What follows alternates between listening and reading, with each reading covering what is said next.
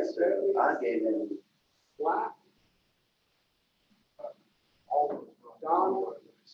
Today, I think that we're. Heads up to anybody in the conference room or boardroom, just notice we are live on YouTube at this moment. Thank you for it. Anyway,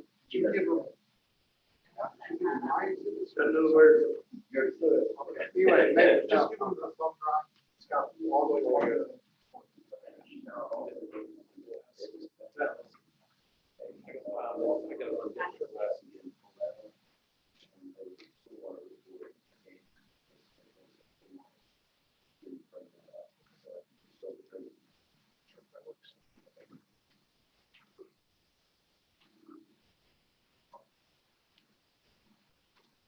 Stay 6 feet away.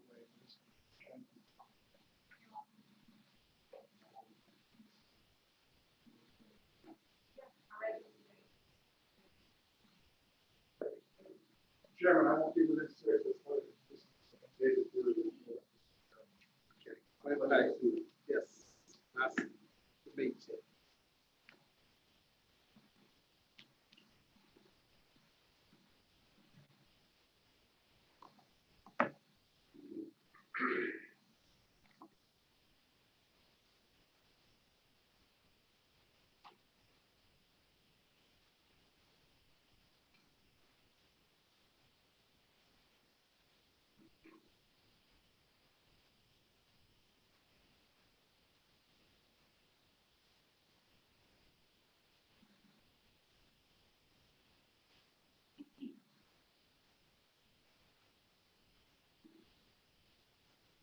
Chair. Watch yourself. Move your hands. There's a delay. Yeah, it's a little bit of delay. It's kind of first time we're doing it. It's kind of freaky a little bit.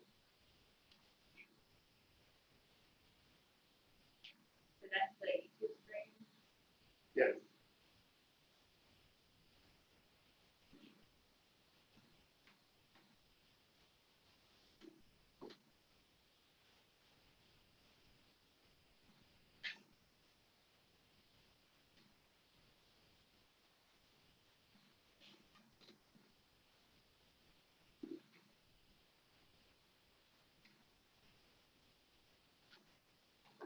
That's 1 minute. That's long. There's two of them here.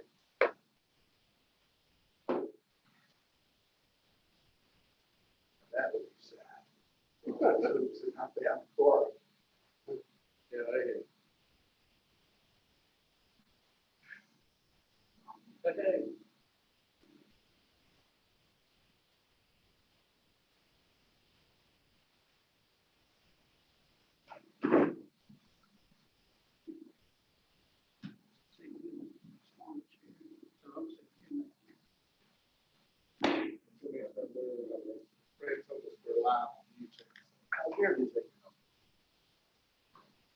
Brad, can you hear me? I can. Okay, I'm going to mute back. Okay.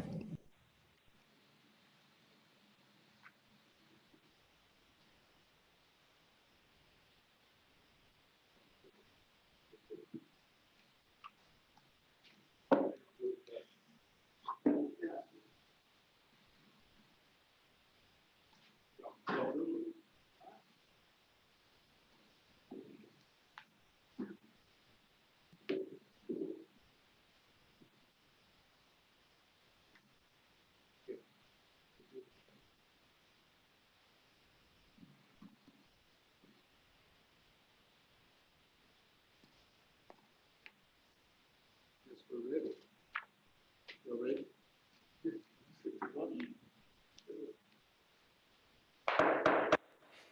Mr. Chairman, Yes.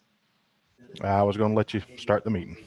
Okay, thank you. Okay, call to order the Jackson County Board of County Commissioners public hearing for May the 19th. If you will, please stand and we'll have the invocation and the pledge. Mr. Peacock. Lord, we thank you for the opportunity to gather today to conduct business for the county And we pray, Lord, that you'll give us wisdom and guidance, that all decisions that will be made here tonight will be for the betterment of our Jackson County. Lord, we thank you for all the many blessings you bestowed upon all of the citizens of the county in these troubled times. We pray, Lord, that you put your hand upon all of our citizens, keep them safe, keep them out of harm's way. And Lord, we pray that you would touch the ones who are suffering today with this coronavirus. In Jesus' name we pray. Amen. I pledge allegiance to the flag of the United States of America and to the republic for which it stands, one nation, under God, indivisible, with liberty and justice for all.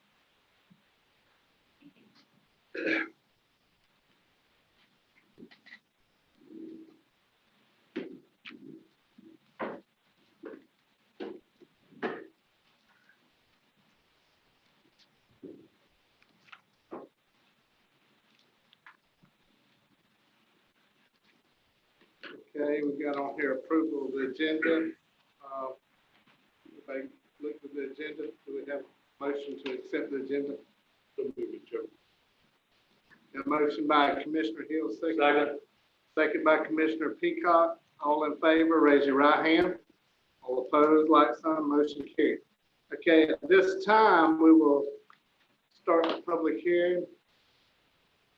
All right, this is a request for a general development order for a 9,113 square foot building to be known as just Dollar General and construction of 22,264 square foot vehicular use area and sidewalks.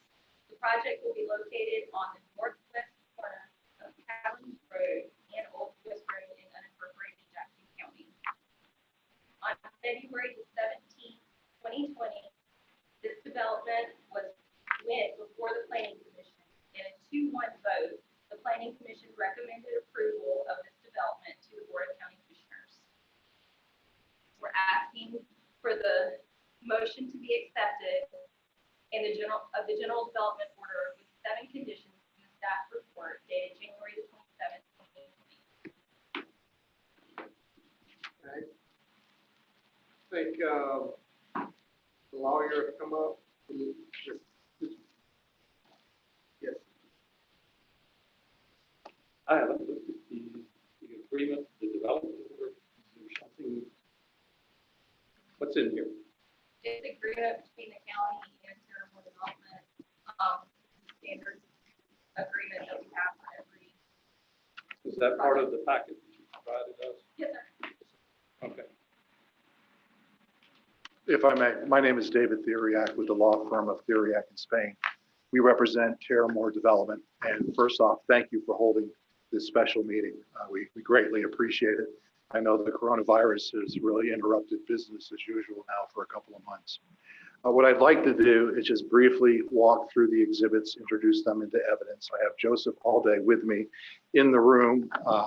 We're in light of the fact that we provided the 3-ring binder in advance.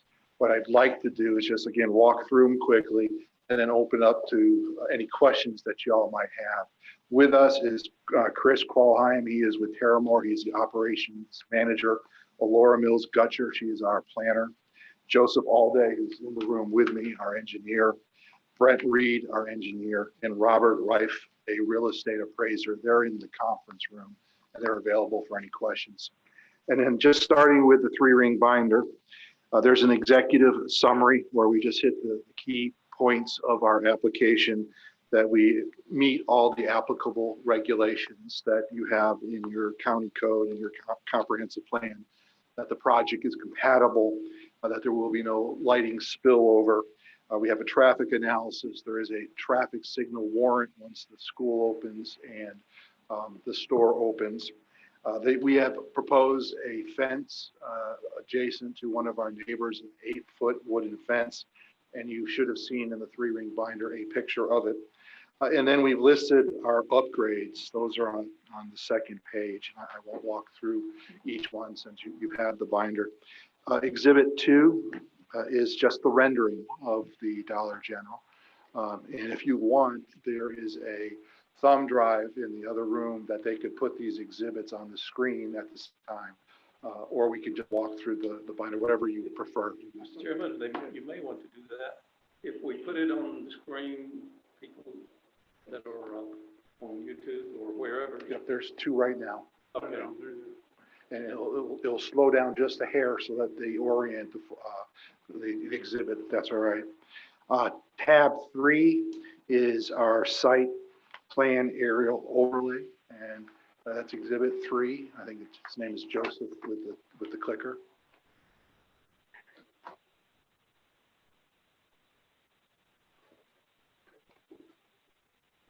That's split for some reason. There we go. That's our exhibit 3. That's our site plan aerial overlay. And then tab 4, exhibit 4, are our civil plans that are prepared by Joseph Alday. And we'll wait for a second while exhibit 4 is presented on the screen. Yeah, this is just a portion, but it's not picking up the full document. And then exhibit 5, this is a report. We probably don't need to have it on the screen. It's the consistency analysis with the Jackson County Comprehensive Plan. Laura Mills Gutcher with the Planning Collaborative walked through your applicable regulations for this project. And this is her report demonstrating that we meet all of your regulations. On exhibit 6, it was a compatibility analysis that Laura Mills Gutcher prepared. She concluded that the proposed Dollar General is compatible with the adjacent and surrounding properties. Exhibit 7, it would be a good one to put up if they're able to do so. That's our landscape plan. And you'll see if they can pop it up.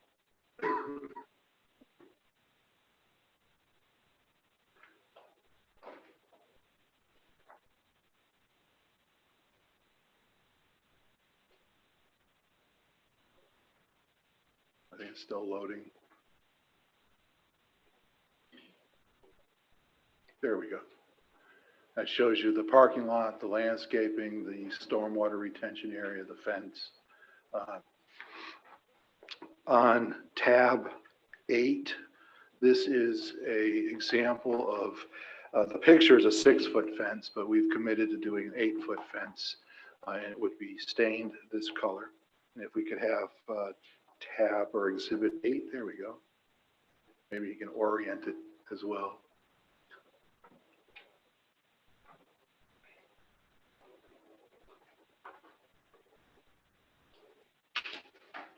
There. On exhibit 9, our team took pictures on April 13th of this year of existing lighting in the neighborhood, also the convenience store across the street. There are about 4 pages of pictures that are contained in exhibit 9, just to give you a kind of an overview of what actually is out there now. And I believe Mr. Alday will be able to state that the proposed Dollar General will actually screen some of the light that's currently coming from the convenience store into the neighborhood. On 10, this is a photometric study. I think the key page is this page 2 of exhibit 10.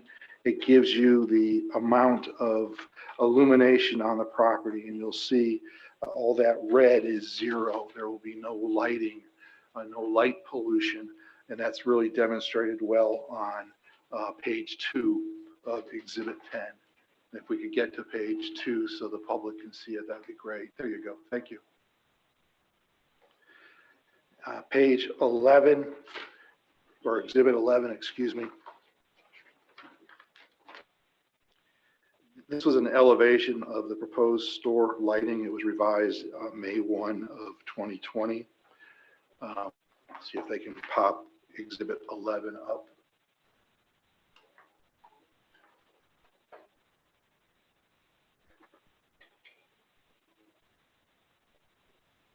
And it takes a second to load.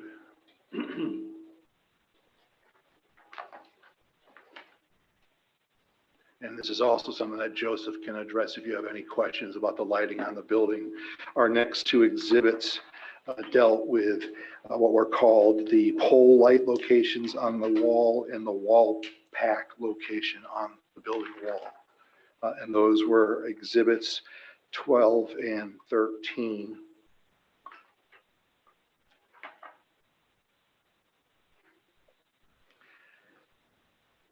And if we move to exhibit 14, this was a traffic distribution. So exhibit 14 would be a good exhibit for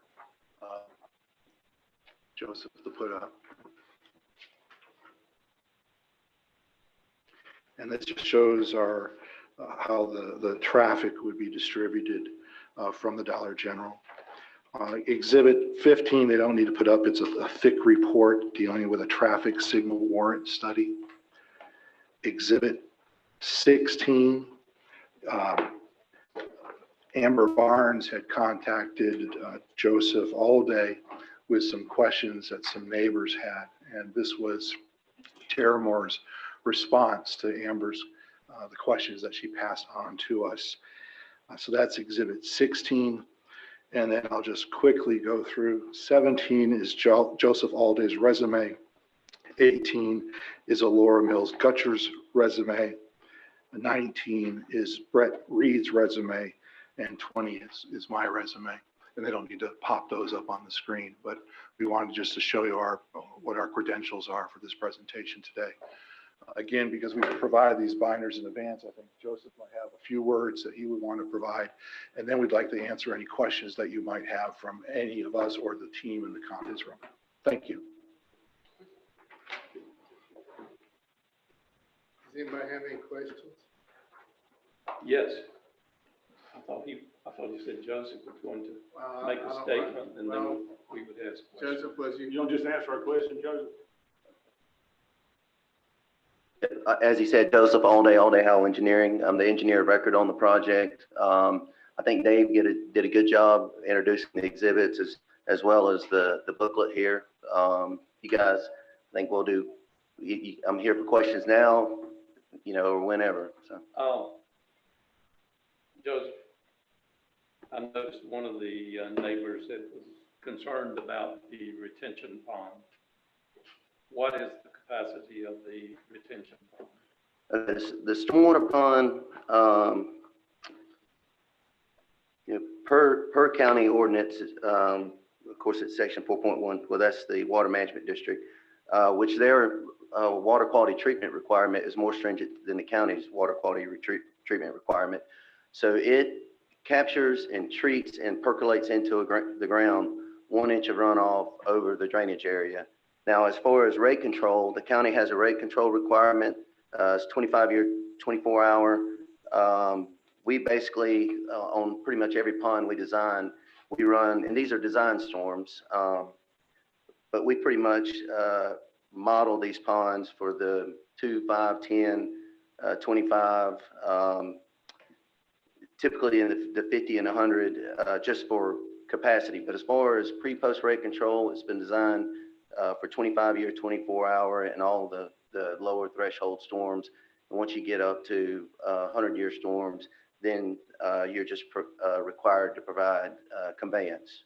And what would be your conveyance out of that retention pond? Okay, so the pond discharges, existing conditions, all the runoff from the site, one way or the other, gets to North Oaks Drive, whether it's flows to caverns, then flows to Old US, and then to North Oaks. So for the post-development, so we don't change drainage conditions, we put the discharge point right there at North Oaks Drive, which is where all the water in the pre-development is going as well. So you're confident this retention pond will control the runoff or any major storms we may have? Correct. Where does this water go? Well, we've actually met with some of the property owners to show them on an aerial, but we do, let's see. Yeah, the aerial exhibit that we have does not have it, but Is it making its way to the Polar River? yes. So we've chased it to a pond and the neighbors would know better than me the name of the property owner and previous property owner. But there's a pond in his backyard, and it's my understanding that it used to be an irrigated, or, you know, they used to control it with a fountain or with water, and it held water as long as it was being pumped into that pond. We've looked at aerial photos right after Hurricane Michael, when we had all that rain, was in January, where everything was wet. I think the aerial photo after Michael was taken sometime around January, but there's no water in the pond. So we're pretty confident most of that water just percolates into the ground, but there's actually an outfall structure that we didn't want to go on to the guy's property. We were confident at that point that we're not going to create any offsite adverse impacts. So I didn't want to just, I guess, keep chasing it to the river, but. Got another question. Oh, you want to follow up? No, I'm going to change the subject. My understanding is that retention ponds are designed to retain and hold the runoff created on that piece of property. Is that correct? Because the drain, let me call it that, and then you can answer. But there's not a lot of ditches and ditch work. It's not really effective. When that developer built that subdivision, there's not a lot of effective run of it where it carries water to, because that retention pond, not the retention pond, but that holding pond, it's been filling up over the years, because it's on private property. Mm-hmm. So you would be sending water to private property? Yeah, I mean, it's part of the existing drainage structure. It's what happens in the existing conditions.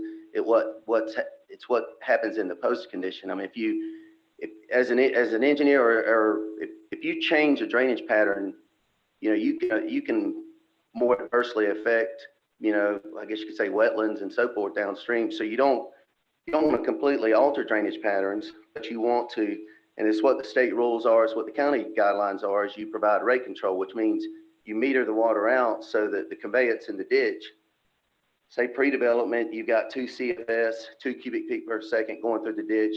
Well, then that ditch, and from talking to the property owners, they haven't had any drainage issues in that ditch. So in the post-development, we're limiting that discharge to, say, the 2 CFS or even less.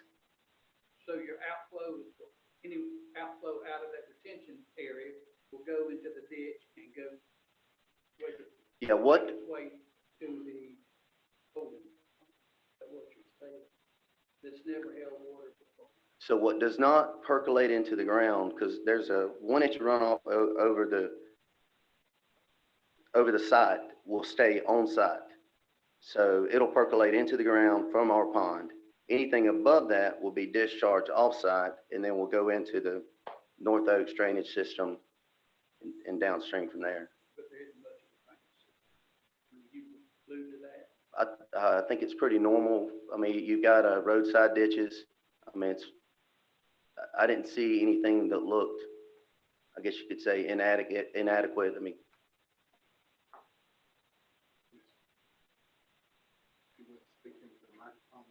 Yeah, y'all are gonna have to speak into the microphone. People online can't hear you. Okay. So at worst, water will come out of the outflow into the county's ditch system, but I think all we have on is a roadway. I don't think when we resurfaced all that, some of that was upgraded and the county took it over, but all we took was the road bed only. We didn't take the drainage system in there. So that's, if it's going on to some private property, you may want to look at that. So, but my real concern is, are you confident that all the water runoff on that development will stay in that retention pond, that there's chances of it overflowing or going into to those ditches? yeah, so whenever I say rate control, you're not stopping water from running off the site or discharging from the pond, because water in the pre-development discharges off the site. So that pond does not sit here, it's not going to hold 100% of the water that hits that piece of property, because it doesn't do it in the pre-development. But you are limited to the rate at which that water is discharged. That's all I have for now. Yes, I want to talk about lighting. I saw your survey in there, and like, which tab is it? Are you talking, Lighting. of existing lighting? Or the, Oh, okay, so, 9 and 10, okay. So we have a service station directly across the proposed site, right? correct. How many hours a day is this thing open? And this may be a question that Amber has to answer. The service station, Yeah, I believe one of the neighbors said they closed about 10 o'clock. 10 And o'clock. that the lights from where the gas pumps are shut off at 10:30. Well, so I could the, be mistaken, but that's what I Okay. recall. so I've been told 10 o'clock, and I want to say the store hours, 5 a.m. to 10, or Dave looked at it, so 5 a.m. to 10 p.m. And the day I went out there, which was, Joseph, will you put up the Exhibit 9? So, It was April 13th, and at 10 o'clock, they turned off the pump lights, but all the other lights were left on. so the lights from the service station, I'm looking at figure 2A and 2B. I guarantee you they're hearing me, Well, they must be asking to be. but I'll be glad to speak louder. Exhibit 2A and 2B, where were you on the property when, are you on the proposed property when you make these photos? No, for 2A and 2B, I'm at the stop sign on North Oaks Drive. Okay, And Joseph, will you pull up Exhibit 3?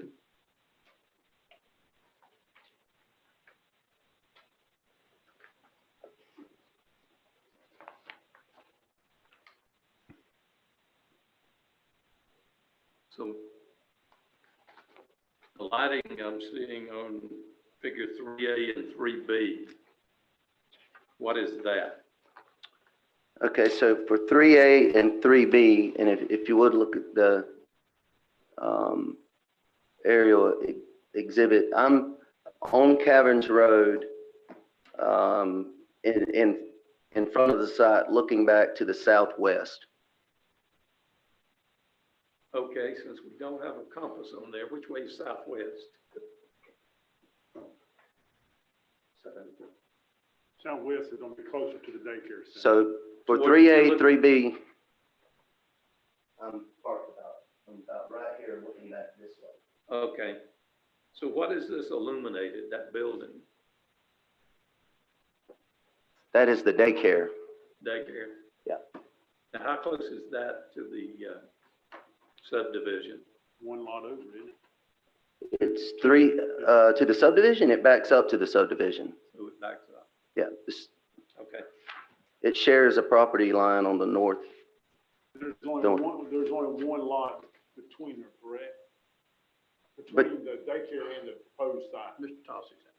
In the development, yes, sir. What's his last name? Tossy, I think. Yeah. Tossy. Bennett, I think. Yeah. Joseph, look at page 2 of exhibit, or section 10. How are you going to control the light so you get no glare Okay, going off the property? so Exhibit 12 shows the pole lighting, and then Exhibit 13 shows the pack lighting. And if you look at the first page of both those exhibits, the lighting's, I guess you could say flat and focused down. It's downward turned.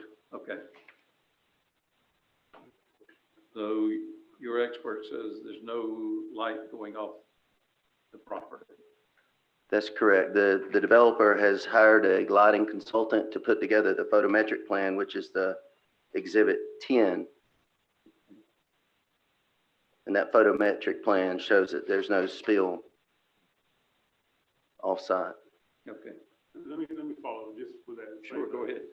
What are the requirements? I mean, I've never heard lighting requirements. What are they? I mean, the only thing I know at the beach is turtle lights. I mean, with windows you had to have, but because you got to So is there a state or local, I've never heard of what Well- check and balance system is there on lighting? Per the staff report, I think Amber could answer that question. No?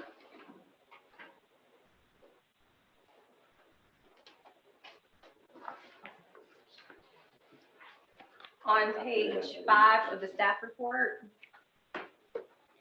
letter I, it says site lighting must be designed to prevent glare impacts on drivers using Caverns Road, Old US Road, and North Oaks Drive. Exterior lighting must not increase the background lighting by more than an average of 1 lumen in order to protect drivers' night vision and limit lighting impacts on existing and future development. So is that our codes or our design, or is that state regulations? That's what our code says. Ma'am? If the board would be willing, because we have citizens scheduled for a time for them to appear at the hearing, if we could have Mr. Alday come back and answer some questions after the public comment period, if the board would be willing, citizens would like to have a seat. Mr. Chairman, Yes, go ahead. I'm sorry to interrupt, but we had it scheduled for the public that is actually on the premises to begin at 6:15. And just out of a courtesy to them being outside, Michelle's comfortable with us interrupting the details of the presentation to allow those 8 people to speak. And then you can resume the question and answer if you're okay with that. We're fine with that. I think so.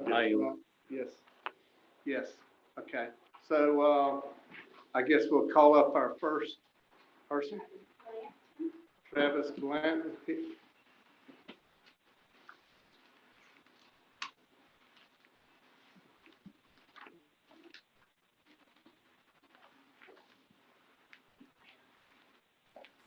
Mr. Chairman, as people come into the room, if you would please remind them to stand on the X. Okay. Fred, we were getting a little feedback in here earlier. Mr. Blanton will be here in a moment. There's someone else that we go next? Yeah. We can bring on Mr. I would have them waiting out there. You got people waiting, let Whoever. them come in. What, they get 2 minutes? He'll be here.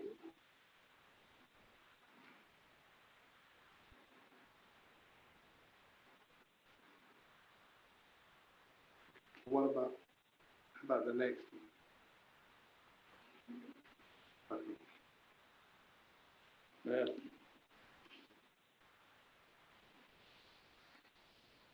Mr. Chairman, if you don't mind, Yes. I'll finish Amber question.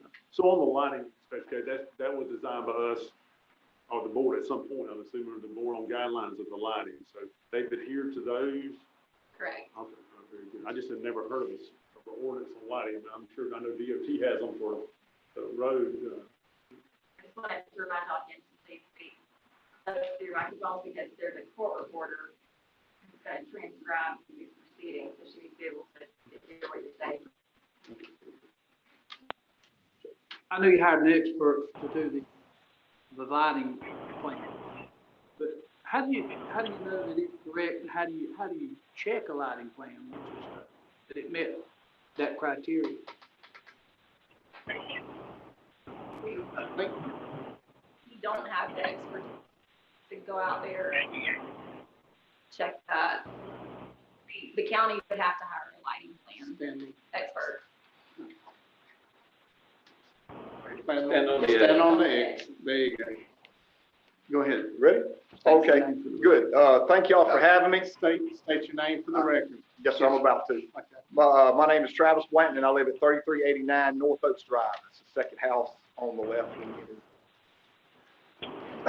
Probably each one of y'all, I've got some type of connection with. If I don't, I apologize for that. Somewhere down the line, you gentlemen probably crossed paths with somebody in the education that I'm affiliated with, and I appreciate your willingness to listen to our concerns for my family on behalf of the Dollar General project. Please understand that my family would like a Dollar General somewhere nearby, but not inside of our neighborhood. We have multiple safety concerns that pertain to the neighborhood security and traffic safety issues. There are people that live in the front of North Oaks that obviously have more risk values than others that live a little further away. But overall, it's generally going to be a complete neighborhood safety issue in multiple areas if this is voted to be allowed. We're asking for the board to vote for the people who live in their community, who trusted that they will help protect us while providing a conducive place for us to feel safe and raise each of our families. Someone stated that we cannot stop progress, but allow yourself to be placed in our shoes, which in turn places you in a position to choose protection of your family over progress and desires for financial tax gains. The risk outweigh the rewards. When our concerns actually come to pass for any of these safety issues, who will be responsible and accountable for the solutions to the things that we know ahead of time will happen? Traffic safety issues, potential harm to people living in the neighborhood due to crime, vandalism, and many other things that follow Dollar Generals wherever they are. We need your backing to find another option for this business to be placed somewhere other than the front of our neighborhood. Maybe I'm sheltered, but it's so easy to vote for the people of this community tonight. We're asking you to protect the ones who reside next to you in this community and will most likely never leave because we are proud that you serve us in a loyal way that we're pleased with. This is the first time I've ever been to one of these, and I hope it's the last. Part of how you do business is what keeps me and my family and these other people that are sitting outside around. And it was mentioned that there was a camper in the front yard of this neighborhood while the project was being looked at some time back. That was somebody close to the developer. That camper was mine. It was due to Hurricane Michael, destroying all of my home, but about 20%. So we lived in the front yard because we wanted to protect what we had left. And so I carried a concealed weapon on my own property during that time. And it's just been recently in the last 6 months that I don't carry a gun in my own front yard anymore. I did it because it made me feel a little bit safer. As bad as that duplex is there right now, in the condition that it's in, and where the Dollar General's wanting to go, we still feel safe. And there is no major traffic or potential mischief going on that lot right now, as it currently is. If this Dollar General shows up, I am concerned but not afraid that I will feel insecure once again enough that I will again feel the need to carry a concealed weapon around on my property just to have some type of peace of mind. The hurricane could not have been prevented, but you have the power in your hands to totally change the outcome of how we feel about our public safety in a very good, quiet, and happy neighborhood. Please do not give us a reason to be disappointed just for the sake of progress. We trust that you will help the ones who should count the most to any elected official and vote no. If this does show up in our backyards, then please understand that they will be a part of our community forever, and they must be good neighbors, and we're going to have to live with it. So if this happens, because we try to get a plan A to Z, please put wording in the contracts that make them keep the property up to the neighborhood standards if this project is passed. And finally, for the record, we do want a 14-foot brick fence barrier on the North Oaks Drive side, close to the right-of-way, with functional security cameras facing the street. That just might satisfy a little peace of mind if this is passed by the commissioners. This would be reasonable, good faith gesture on Dollar General's behalf to the unwanted, undesired shopping arena in our neighborhood. And if we're forced to take it, then we must learn to make the best of it. And this might be a good start. Thank you. Thank you. Whoa, I got a question. Yes, sir. You mentioned crime following Dollar General. Where do you get that information? There's all sorts of things that the police reports tell you. The lady at the Dollar General over across from James and Sykes, there was a lady there that's on record that they attempted to drag her into the car. There's been somebody shot recently because he asked them to put a mask on. That was national news. And I think there was one more incident I can't quite recall. Maybe at our might have been across the street where they were robbed at gunpoint. But that wasn't Dollar General. But the others were. And there are some that's on record. And I can't quote them all. I'm a school teacher. Do you get a lot of people hanging out at the service station across the road? Yes, sir. That's a great question. We do, because of the people that are still working during lunch, before like 7-ish, and then at 11 or 12-ish, and then usually knocking off time, 4 or 5-ish, they go by there. And if this thing comes, just in my opinion, by living there, The only thing that junior store will be able to sell and make money off of is gas, lottery tickets, beer, wine, and chicken. And Dollar General will take over everything else. I mean, they have everything that they have and more. And now they're going to have liquor or beer. Excuse me, I apologize. I didn't mean liquor. Amber, you mentioned something about these people, Dollar General, having to comply with the development order.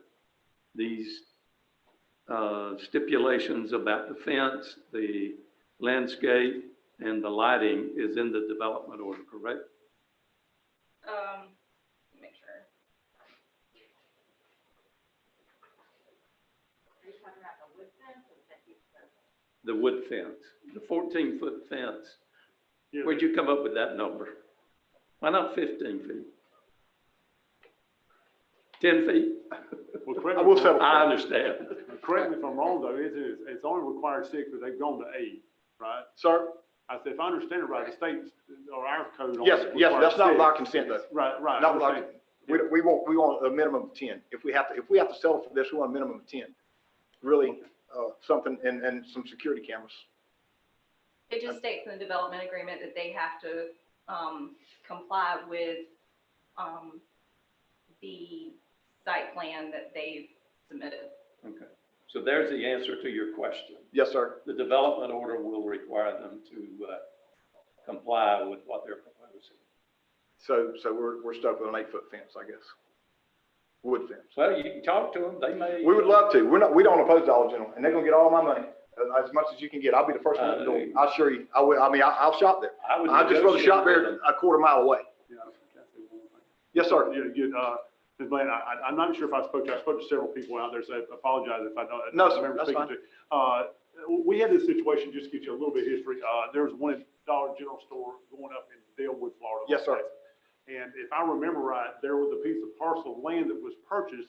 They're building on the east side of 69. There was a piece of property on the west side that was attached to that parcel, but divided by State Road 69. There was a gentleman that actually opposed it at the time. Yes, sir. I think he went on 2 of the local TV channels. I saw him both on those opposing it. And so I don't remember who the liaison at that time, Joseph, you may know, there was a gentleman that came here to our meetings, really young professional guy.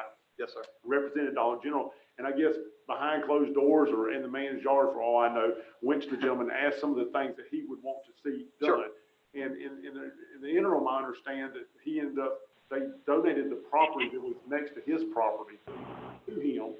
And put a fence across it. And from my kinfolks living very close to there said that he was very pleased with that. Yes, sir. Afterwards. So I kind of expand upon what Commissioner Peacock was saying is, there are requirements that they've met, but it doesn't mean that they don't want to maybe go beyond. It's something Sure. that y'all can work with Yes, sir. between the liaison between Dollar Sure. General and y'all. I mean, Sure. if it does pass and goes, so that I mean, Yes, they sir. don't employ local people. Absolutely. And Yeah. so I think that if your neighborhood, that communication will probably be imperative to do. It will be. Yeah, Yes, sure. yes, sir. And I know that, I mean, and we've kind of looked into the one over there in Dalewood and all, and it's not to belittle what you're saying, but you're comparing apples to oranges. yeah, putting that the one rules there say and where ours is. And I know that was extremely nice. And like I said, maybe we can work it out. We hope so. A lot of feedback. But we prefer it go down the road a little ways if we could.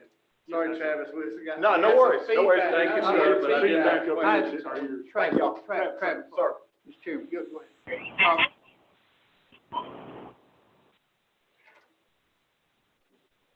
The Dollar General issues, store issues are not any different from your location, the proposed location. And I bring up one, and I've told the administrator several times, if you've been to Clarksville, Yes, sir. they've constructed a new Dollar General there. And there is a fence that hides the view of the store from the neighbors that are around it. Yes, sir. And I would think and hope that, and I think the time to discuss it and negotiate it would be before we take a vote on this issue, is if the developer is willing to upgrade that fence or do something that shields, and Mr. Tossi, is it? Yes, sir. He'll be here in a little bit. He's gonna have the greater impact. And I know I see a picture of this wood fence, but it looks to me like a typical residential type fence. But if you could do something in the fencing area with these concerns that would shield Mr. Tossy and Mr. Blanton, because they're the ones, And Mr. Anderson? and Mr. Anderson's the ones that will be impacted the most Yes, sir. visually. Yes, sir. Yes, Because you have trucks going in and out there. correct. And I would think that, and Dollar General does work with different requests. I know that. Yes, sir. So I don't think it's too late to try to look at and ask that they do something Sure. different in that fence style. Sure. Yes, sir. If it's voted in. And we, by no stretch of the imagination, white flag. Mr. Chairman, Yes, sir. Dr. Spires. how you doing? All right. I just want to make a suggestion since we're talking about the fencing as a buffer, Yes, sir. and that suggestion would be, I'm sure all of you've seen the kind of sound barriers that's along the interstate. Height is probably around 8 feet tall. As real decorative type fencing would be, I think, a possible solution if the development order passes. Yes, sir. I heard you, Dr. Spires. Okay. Okay. Thank you. Well, Thank you, Dr. That's where I Spires. got 14 number from. It's a little shorter. When did you buy? Sir, When did you buy in that neighborhood? 2006, right when the school was built, and I was coaching at high school. Oh, okay. Yes, sir. Thank you. Sir. Thanks, sir. Yes, sir. Thank y'all. Appreciate you. Mr. Chairman, Yes. we didn't remember to point out that we normally have a 3-minute rule.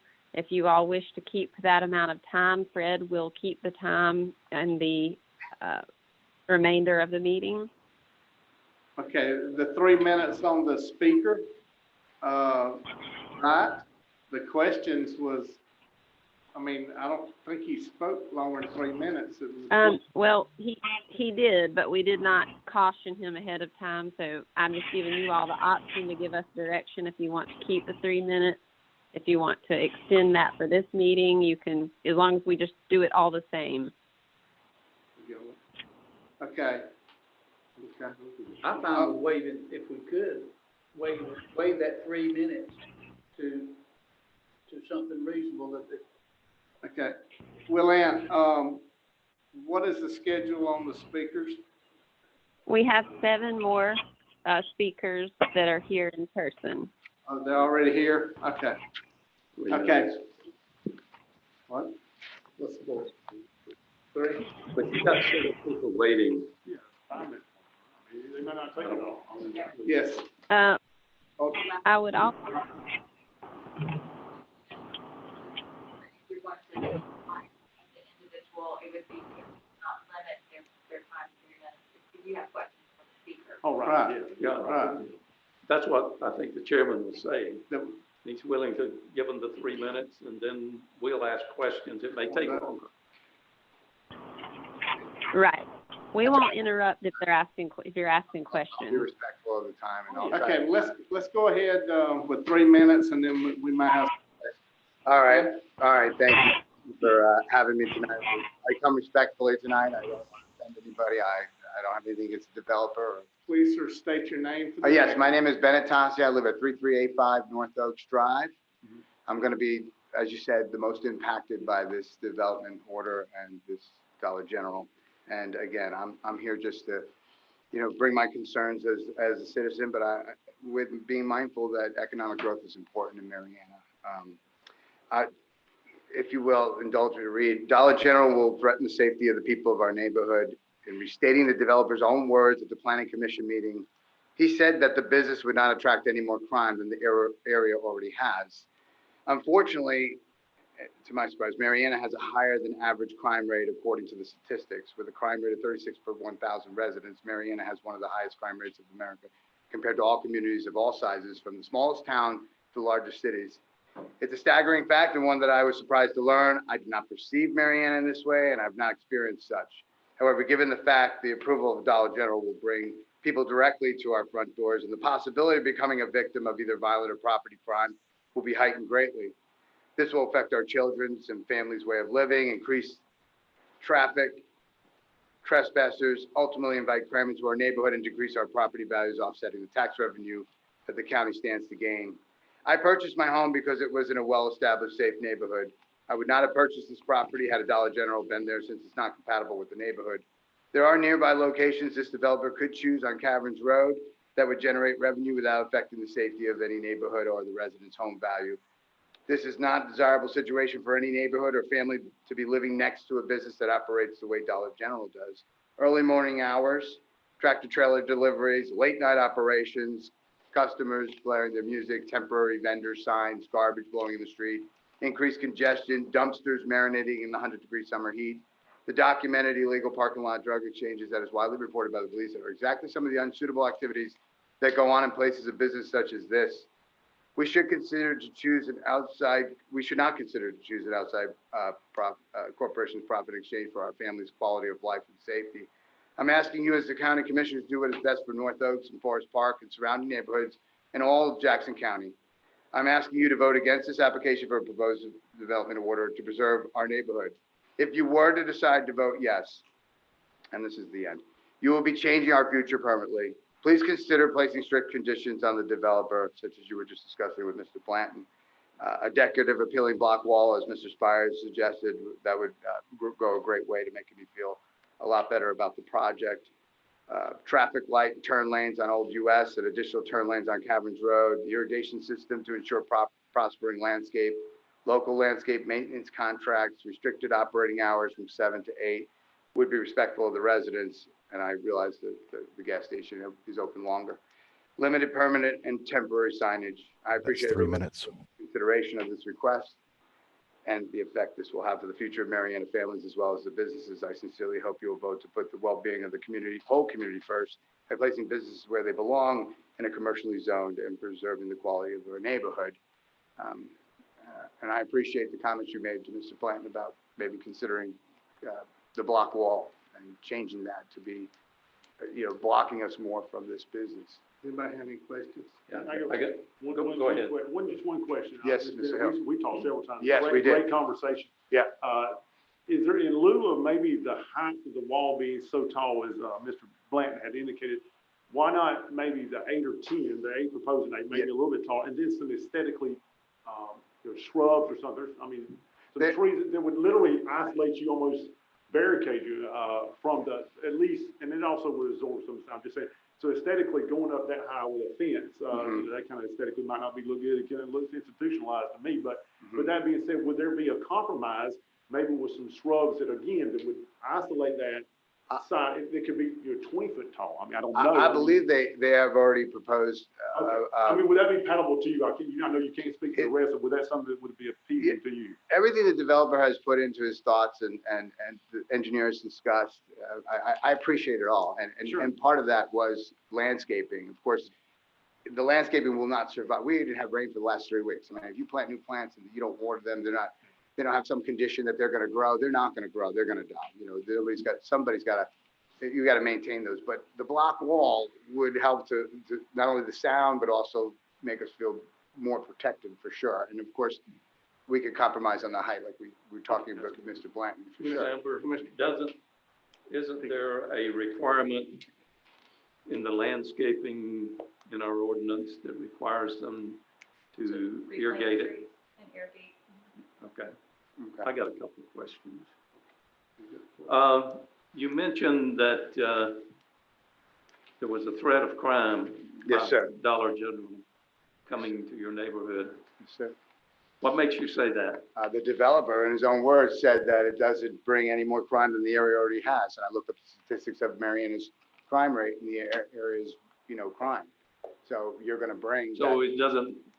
You're going to have crime there. Well, whether Dollar General was there or not. Is that what you're saying? Well, no, I'm not. I'm saying that it's going to bring more crime to the area that's not currently there. And you look into the what Mr. Blanton said is, the recent reports, from using the internet and researching that there are crimes at Dollar General. Have you had a problem with any crime emanating from the service station? I have not, sir. Okay, so you haven't had anybody I have not. burglarizing your house or I have not. trespassing? I have When did you buy? 2013, 2013. June 13th, 2013. Okay, that's all I have to say. Commissioner Lockie? Maybe, if, you know, because your house will be, like Mr. Blanton's will be impacted the most. Yes, sir. Maybe this is Joseph's question. The edge of your property line to where the building will be situated, how far from his property line would the actual development start? I'm 18 foot off my property line. They've agreed to go 10 feet with the fence and put landscaping in between. So it'll be 28 feet from the property line. Then the building's going to be set further back. That's a pretty good compromise, I would think. Of course, like I said, I'm very happy with And what they've they, agreed to put in cedars, I bet. 10-foot cedars? they have. Or I don't know how big Oh, I the didn't heard cedars that. are. Oh, that's good. I didn't know that. I don't know how big the cedars are, but. Is that true, Mr. Older?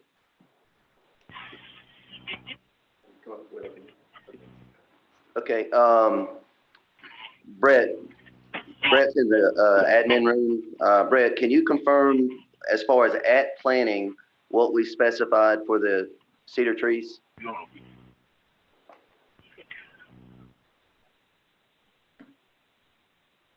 It's in your notebook. I'm looking it up right now, Joseph. What page that's on or what topic? I didn't see it. Still the landscaping. At planning, they are supposed to be 2.5-inch caliber and 10-foot tall minimum. You're gonna have to, I don't know how many they're going to put out there. Yes, sir. I would assume it's more than one.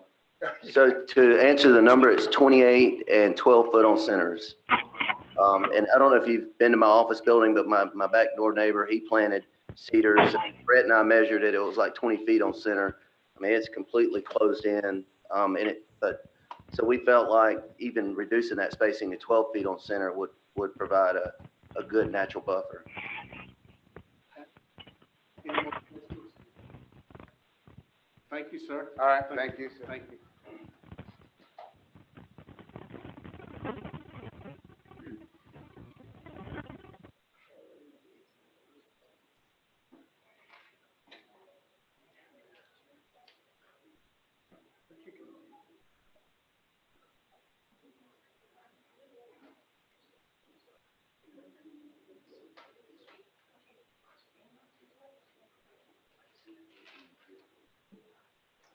Good evening. My name is Charlotte Edenfield, and I'm a 34-year resident of the North Coast subdivision. Of anybody you'll hear speak tonight, I've been there the longest. My property line is approximately 100 yards from the property line of the proposed development. Let me make it very clear that I'm not opposed to development or business in Mariana or Jackson County, provided it enhances our county.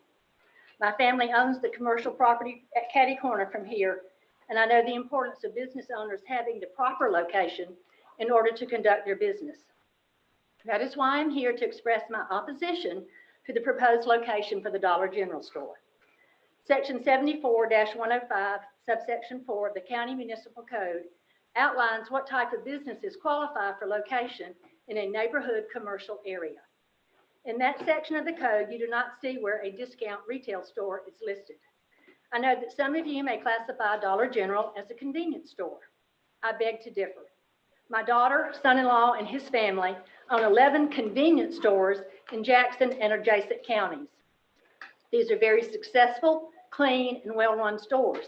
They do not sell family clothing, diapers, formula, party goods, storage totes, automotive repair products, school supplies, seasonal goods, artificial flowers, beach chairs, gardening supplies, or put their seasonal items on sale on the front sidewalk like a yard sale for days on end. You get the picture. Dollar General is not a convenience store. It is a discount retail store, a mini Walmart, if you would. Therefore, I do not believe that this proposed development meets the criteria under the code. Now, I'm going to ask that my 3-minute stop right here for a moment. I could not hear what was said about stormwater outside. Could someone please tell me the retention pond that's in my front yard? It was not addressed originally. I understand that maybe they have traced it to that pond.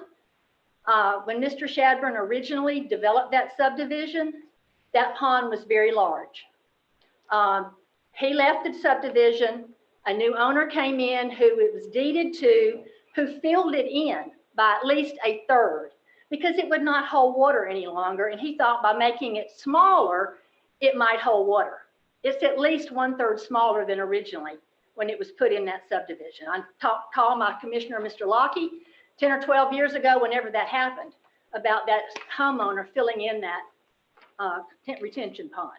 So I don't know what has been done about that. I could not understand a lot of the conversation out there, but I have seen it overflow many, many times into Dr. Clark's yard and into that new owner's yard numerous times over the years that I have been out there. So added whatever comes around Caverns Road, and then whatever's going to come off of this new development is going to add to the problem. Jackson County recently took over the maintenance of those roads in North Oaks and Forest Park, and the ditches have not been cleared.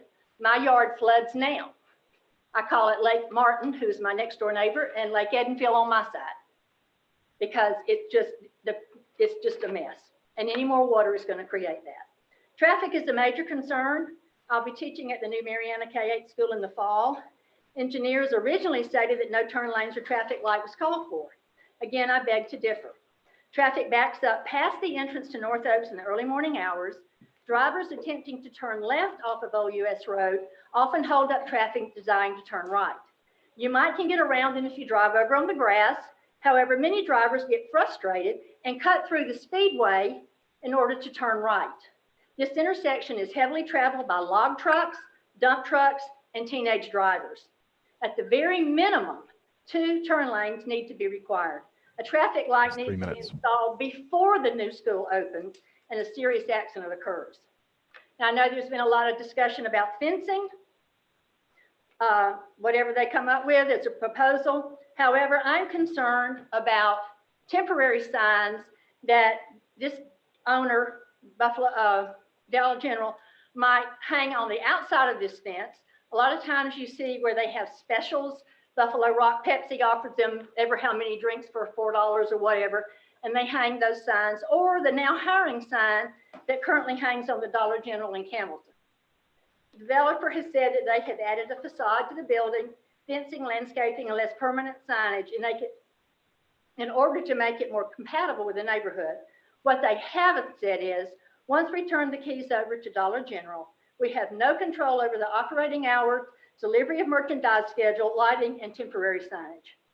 I respectfully ask that you consider my concerns and those of others in our neighborhood, and at best table this decision until all issues can be more fully investigated. This development is not appropriate for this proposed location, and I respectfully ask that you deny the request for a development order. Thank you. Thank you. Do we have any, Joseph, do you want to address the drainage that she asked about since she couldn't hear it? Okay, rediscuss what we discussed, or? Well, just tell me briefly how you think it's not going to be an issue. Okay, so as a part of our stormwater design, we look at off-site conditions, and Brett, who's a professional engineer, he's the one that did the stormwater modeling. Brett actually went to the location where, I guess it's her front yard, where the pond is. Brett, would you mind us discussing what you found? Yes, Joseph. I have looked back in aerials back to 94, and that is where you finally find water in that pond. And like you said, we were told that the previous owner was pumping the pond to keep the water in it. And is to answer her question, the runoff from the property is going to be less after the construction than before, and that's the purpose of our pond, is to reduce the amount of runoff from the property to control it. I believe that property is lower than the property around it, and it holds water. So if you're going to raise it with an asphalt parking lot, that stormwater pond is going to have to be huge for it not to increase the water flowing around to my front yard. Thank you, Brett. Thank you. Okay, questions? Just one. Charles, you mentioned that you talked with the developer and they said whatever, when we turn it over to Dollar General, it's up to them to do what they want to do? Well, at the planning commission meeting, they were talking about, operating hours. Well, the one out here on Lafayette Street opens at 6 o'clock in the morning. And, there's delivery. I go to school around 7 to the middle school now. There's trucks and cars and, vendors there every time I go by. So unless you as a commission can control the operating hours, I don't think the developer controls it once they hand over the keys. I could be wrong, but I don't think so. Because all those different Dollar Generals have different operating hours. So, Mr. Chairman, that's good. So you made that statement that one of the developers told you. I have a question. No, they said that the store sets the hours. Okay, for that. Mhm. But do the conditions, this would be, for David is, yes, sir, okay. If you don't mind, just call you David. I did call it first. Okay. The conditions that are agreed upon, and if there's any negotiating that comes out of this meeting tonight, if there are any other things that y'all would be willing to do those conditions travel and stop when the developer builds it and turns it over to Dollar General? Or does Dollar General have any commitment to maintain the fence, maintain the retention pond, and maintain all these other things? Does that travel to the Dollar General? The occupant. To The the tenant. occupant, the tenant, or does that developer do what they want to do and then they move on to the next project? No, sir. And I believe Amber will speak to that as well. Whatever terms are in the development order are binding on Terramore and any successor, which would include Dollar General. And so if there's the height right now, we've offered 8 feet and we offered the cedar trees. All that would be included in the development order. There's a maintenance requirement in your code. So that travels with the land. And so it's not as if the developer agrees to do X and then they convey it to Dollar General and then Dollar General has carte blanche. They're obligated by the terms of the development order. Thank you. So you can set the operating hours for that store? We do not. That's what they have in their development order, right? It would have had to be in their development order, but that's not our responsibility to set their hours. But is it in the development order what hours they will operate? No. So they can do whatever they want to. Is that correct? There are no hours of operation that are in the development order. Just like any other business that you have in Jackson County and Mariana, it's up to the business to determine what their hours are. What was testified to at the Planning Commission, I do have a Terramore representative, is typical hours, but the Dollar General is not obligated to a particular hour of business, and I don't think y'all have imposed that elsewhere. And that would be something that Dollar General and Terramore would not agree to. Mr. Lucky, did you have another question? Thank you. Well, when you look at any development that's been around a while, and we're trying to do what we want to try to do the right thing for everybody concerned. And if you're from Tallahassee, and you're well aware of the developed things and the neighborhoods and the requirements that the planning commissions in Tallahassee require of the developer and things like that, the conditions and the maintenance of, to keep it up.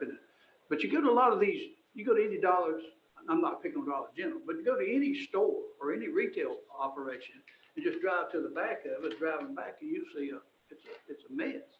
But if it would be for Dollar General's responsibility to keep it in I'm trying to find a nice word for it. A condition that would be palatable and not let it get run down. Correct. Just like any business. That's where code enforcement would take it. Yes. Correct. Mr. Chairman, Sedenfield indicated the elevation of the property. Joseph, this question's for you. She indicated it's lower which one's lower? I didn't quite The understand. proposed development site. I Is- see it is holding lower- water. I see it holding water every time it rains very hard. Have you surveyed it? Yes, the property has been surveyed by a professional land surveyor. Our grading plan, of course, done by professional engineers.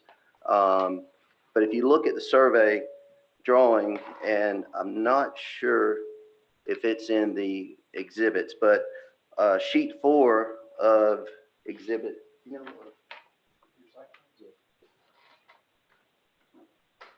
That is civil plans exhibit 4. Okay, Joseph, exhibit 4, if you could display it, and then sheet number 4 of exhibit 4.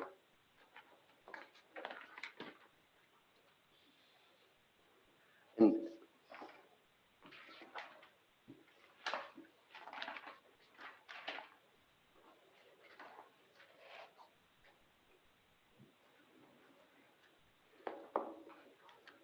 okay, so basically, and honestly, Joseph, I hate to ask you to do this, but the best, I know I gave you a PDF of our stormwater report.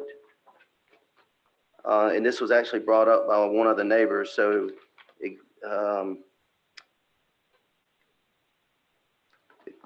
yep, our stormwater report and page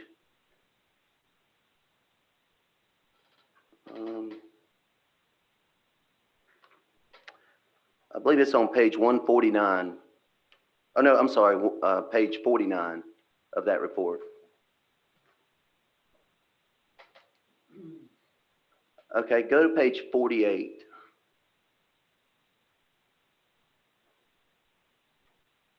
Okay, so this is the existing topographic. This isn't the, or Brett could speak maybe if this is a combination of the LiDAR contours, which that's basically the Water Management District, state of Florida. They do a statewide topographic survey, and we use a lot of those for design purposes, just to understand where the water is going. But we also take the survey contours that our surveyor actually shoots from ground shots, and we'll merge it into the LiDAR so that the offsite contours merge with on-site. But looking at the survey, you have a high point of about 143 where the existing structure is.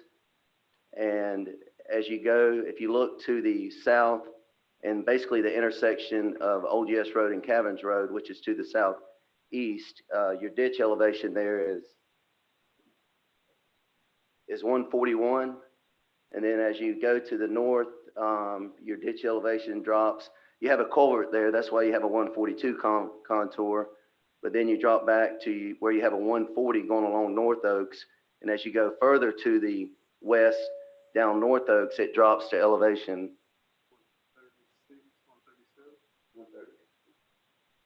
136.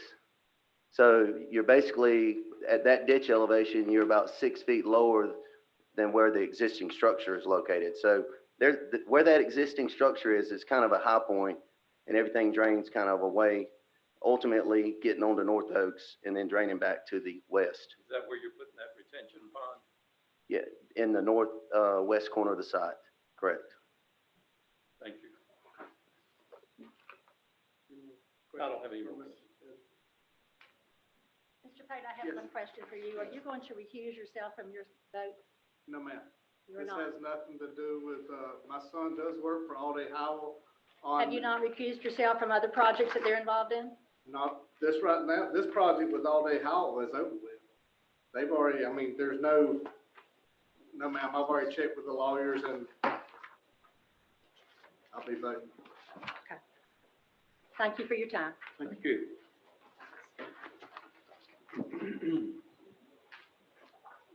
Okay, next.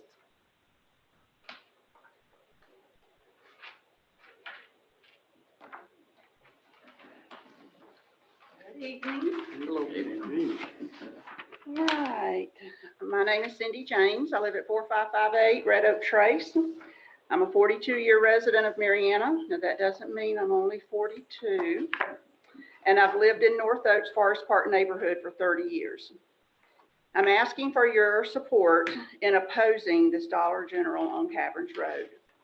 The property is considered multi-use, and it could work fine for some other type of business, and the improvements are needed to the property, but it's not ideal for this type of a commercial Dollar General. Now, my reasons and what I'm going to give you tonight is basically safety and traffic. I felt like you're probably going to hear enough from all the others of all the other issues of runoff and all that stuff. So mine are what's near and dear to me. All right, there's many reasons that this is not ideal, but I can think of no greater priority than the county commission thinking of safety of our citizens first. With a single access to this proposed business, the ability for vehicles to safely enter and exit our neighborhood will be hazardous.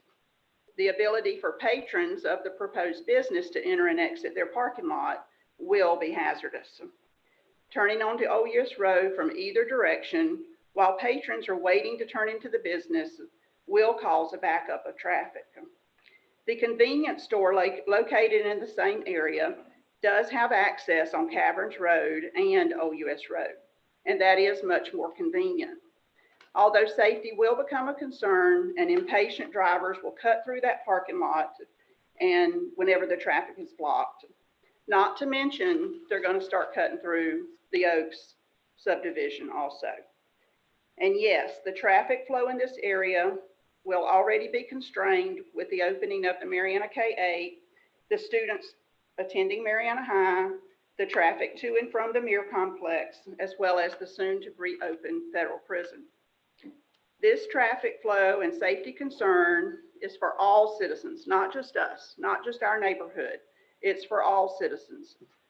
And citizen safety should be a major concern before you consider this proposal. The commission should be making decisions to improve our safety, not decisions that are creating safety hazards. I know what your answers are going to be about traffic and safety. You don't control the decisions about traffic and road improvement on a state road. Even though you do not have a direct decision-making power over state road improvements, you are the governing body of this county. You're elected by your citizens, and your diligent effort to voice concerns could and should be heard by the Department of Transportation. But you have to be the advocate for these citizens. One last comment. In my opinion, this proposed business will not generate any additional tax revenue for Jackson County. They will just absorb business dollars from other Dollar General stores, and it will be added as one more Dollar General that will take away from our small community grocery stores. Now that you can find on the internet, if you want to research it, that in a small community, Dollar Generals and Family Dollars, those type of stores do hinder the development of a good grocery store. And that is what we need, is a good grocery store. So I'm asking for your support. Please vote no, or consider amending and just pushing this aside a little bit longer. We've already pushed it because of this COVID-19 thing. All of us have not been able to be in here to hear everything you've had to say, everything that All Day Howell has presented. So consider trying to get more details regarding safety, traffic, runoff, everything you need to consider before you move forward. Make an informed decision. Okay. Does anybody have any questions?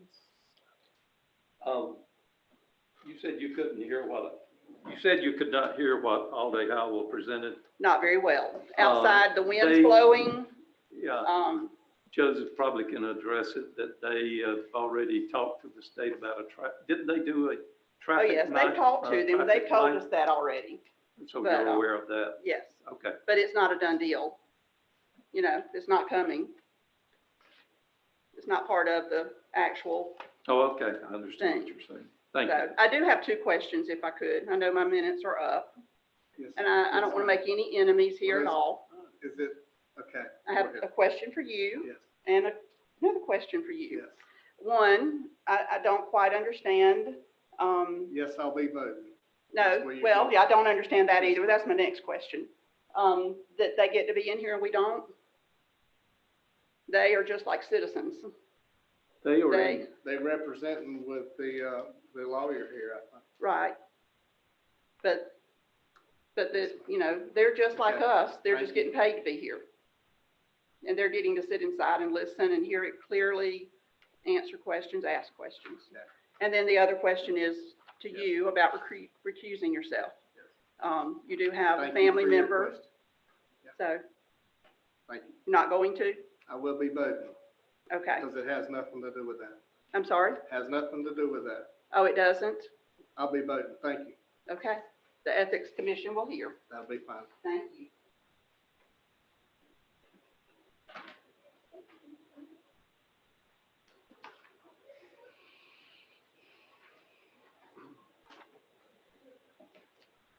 Commissioner Lockley, that's your district. Yes. Have you cleaned out those ditches out there recently? We don't know. Are you doing all the ditches? We don't know. Oh, just highway, just the road. Does the road? Yes. Yes, sir. Come on up. Sorry. Yeah, stand on the, and state your name for the record. Yes, sir. I'm James Stryker, and my wife Rosemary and I have lived at 4553 Red Oak Trace since February 2018. We ask you to deny the application for the Dollar General Corporation to build a store at the corner of Old US Road and Caverns Road. Corporations are concerned with one thing and one thing only: profit. They don't care about the needs or desires of local folks. That's your job. The store is neither wanted nor needed. It's not wanted because ours is a residential community. We don't want business developed in our neighborhood. The scarcity of business is one of the main reasons we moved into that neighborhood. It's not needed because we have Mariana stores just 5 to 10 minutes away, including a Dollar General across from the James and Sykes Funeral Home on Guyton Street, 10 minutes away. Also, if we need something right away or after 5 p.m., we have the convenience store at the Speed Track gas station across the street from the proposed Dollar General. If permitted, the store will pose safety hazards which we, the tax-paying public, will have to dig into our pockets to alleviate. The speed limit will have to be reduced. Crosswalks will have to be established to give access to the Caverns Road sidewalk on the opposite side of the street. A full set of traffic signals will have to be installed at a cost to us of as much as $500,000. We'll also have to foot the bill to operate and maintain those traffic signals. This is not an improvement to our community, but rather it will be an attractive nuisance. There isn't a lot of foot traffic in the area these days, but what if after the K-8 school opens down the street?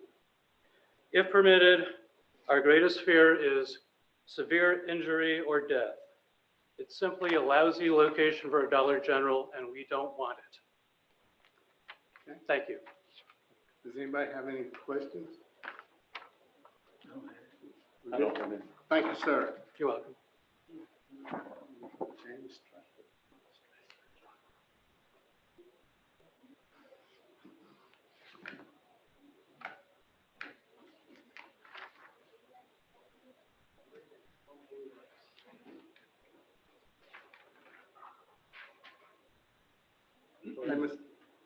There you go. State your name for the record. Yes, sir. David Carroll. I live in Forest Park at 4532 Red Oak Trace. And I'm here, I'm neutral on the project. I can see both sides of it, okay?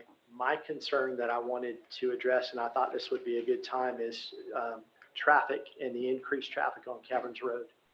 I think a lot of accidents are caused by speed and then also entering or exiting an intersection. And that is very, I don't know if I'd go as far as it, but I'll just say it's challenging. Even for an experienced driver, we're on a curve right there, and you have people coming at higher speeds, a curve on both sides, and a lot of people trying to turn left to go northbound and also right. But right now there's not really a turn lane to go south. people have kind of made one to the side of that intersection, but if there's anything that you can do to, and I understand this is maybe DOT, and we do not know the exact traffic pattern yet because the prison hasn't reopened and the K-8 is not open yet. But I would just ask, and so I guess this is kind of a question for the group, is what are y'all looking at to help keep everyone safe and to prevent loss of life before it happens? Do you want to address that as far as the DOT, Joseph? The traffic study and the traffic count?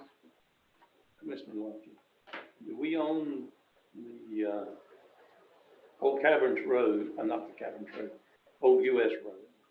How much of a right of way have we got there? Could you put a turn lane in? I don't know whether you could, you'd have to encroach on or get property from that developer and then property from the gas station to do that. There's not enough. And then the tie-ins probably with the DOT. Yeah, they're on the right of way. if there wasn't a right turn lane, you would only be encroaching on Dollar General's property, right? I thought the left side turn lane was gonna be the issue because people turn. Well, they want the right turn lane. Okay, I got you. Well, you gotta, that left turn lane that comes off Caverns Road onto OUS Road, Right. you have, I don't know how many vehicles it holds. I think that's the proper term, the holding lane. Correct. I don't know how, it's not many. Okay. And I think that, and coming off of OUS Road on the Caverns Road, and David's right there, there are a lot of, you can see where traffic just tries to go, just on a good day. I mean, and I will say this on the traffic, and this is not specifically tied to this development, but the board really needs to look at into, with the new school coming on, we need to get some assistance from the state to do something to help us with traffic. And I want to name you 4 examples over the years where, the first instance is Penn Avenue and Old Cottondale Road. For years, there was not a red light there. We begged. When I was on the city commission and mayor, we wrote the DOT years ago, and that's in the 80s, to please do a traffic survey and determine it. Well, that failed, but now we have one there because we had a death there, okay? Another incident, the light at the River Forest Road and Caverns Road. Yes. We never had a light there till somebody, there was a severe accident there. And then when Chipola wanted to have that as their access road, that light got done pretty quick. In Indian Springs, the entrance to Indian Springs, for years, there was no turn lane there.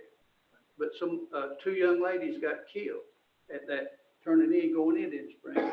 An asphalt truck ran over them. So guess what? We get a turn lane put in there. Right. Caverns Road and Highway 71, there never was a light there. But there was a death there years ago, so that light got installed there. So there are some issues that this board needs to start looking at and asking the state for assistance. Now, I understand the state is going to look and they're doing some preliminary surveying or looking for, they're going to widen Highway 71. Okay, they're already starting to look at that. But you still have the 2-lane on Caverns Road. It comes into Mariana, so. And the traffic is going to be, I don't know how much traffic the Family Dollar will contribute. It'll be some, but I don't think, but you got to look at the existing traffic you're going to have on that road. Or we're going to have some, talk to the DOT. But these are just 4 instances where things got done. If I could add, and obviously each life is important, no one more than the other. But obviously young drivers going back and forth to the high school, but just in that North Oaks, Forest Park, the Oaks, you have Kenneth Stoudemire's son, Daniel. You have Kelly Conley's son, Jack. You have Mr. Gardner at Chipola's son, Chelsea. You have my son, William. You have Lee Goss and Carrie Goss' son, Jackson. There are Mayor Roberts' granddaughter, Lily Roberts, and I'm missing 2 more. But so you have, again, and each life is important, but particularly, again, for younger drivers as they are learning, Traffic goes very fast there. It's a curve both ways. You know, if there is anything that y'all can do to help either change the line of sight or possibly slow it down until there is a light, I wish y'all would consider it and look at it, please. My wife travels that road, headed to the health department. Yes, sir. What I'm saying is, we shouldn't wait till the death or some bad accident happens on that road, given the cases that why we have red lights. Well, I don't think we've waited, but we're gonna have to convince the DOT to do that. And I think maybe it'll take the whole community, the whole board community and everything to try to, make them look at it harder than just saying the traffic count, count for it. Ms. Carroll, I just want, and I was gonna mention this to a couple of, Miss Edenfield was up, she was a school teacher, I believe, and she's about to teach out there. I think the complexity of what we got here is not the Dollar General. I honestly don't think that. What I think has happened in the course of, you've been out there for many years, what year did you move out, what year did you come out there to, in that area? I moved to Marietta in 2004. Okay, so you've been out there 16 years. Yes, sir. I think the complexity is the growth factor of, first of all, the high school. It would be the first, of course, federal prison, all that before that. I want to talk about the short term here. And then now you've had a decision, I talked to Larry Moore about this, you know, just trying to wrap around my mind, how many people drop off students at Riverside, Golson, and Marietta Middle School? And they're thousands. I mean, between parents, staff, school buses, students. So I think what is happening is the migration to that northeast part of the county is not even recognized yet because of the fact that they're opening up, I believe, this August of that new school. Yes, sir. So all these businesses on the west end have lived, for lack of better terms, off of some of the traffic going back and forth to it. And I think that's what we're battling. And Commissioner Locke, I agree with him in the simple fact that this traffic volume is about exponential. Even if Dollar General was not coming, if they had not even applied to come, you're not going to stop I feel like we can probably contain, but you can't stop the fact that the businesses that was supported by these traffic counts every day for the history of, I don't even know what the history of Mariana's school system was, but they've been out there for years, as long as I can remember. And now that businesses are now going to be somewhat hurt by the relocation of this school, but no more businesses are going to be chasing them traffic counts. They're trying, and I think even if Dollar General was not in front of us today asking for the application, that land out there between Old US Road, particularly, and Russell Road, and I worked out there in the early 90s at Russell for years. I worked at the DC plant, and I mean, it was barren. Hartsfield store was a hot spot back then, but I think that property now is a hot spot because the traffic counts going there. So I agree that I was sure that your group of citizens who are concerned about this would probably stand beside us and ask our state reps to look at this as a preemptive strike against incidents that may potentially can't control them all, but maybe we could do something with the state of that, because we don't have control of them, but it's not that we don't want them to do something, because it is a valid point. When you shift that much demographics out there, it's going to be a shift in how many stores on there, they'll add to it. But again, I think that we can work together on that if this does pass,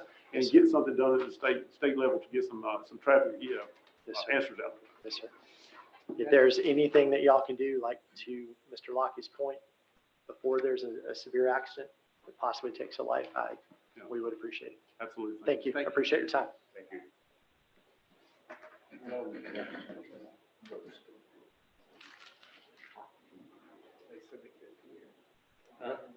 You ain't living right with that hockey jacket on. It's hot. Yeah.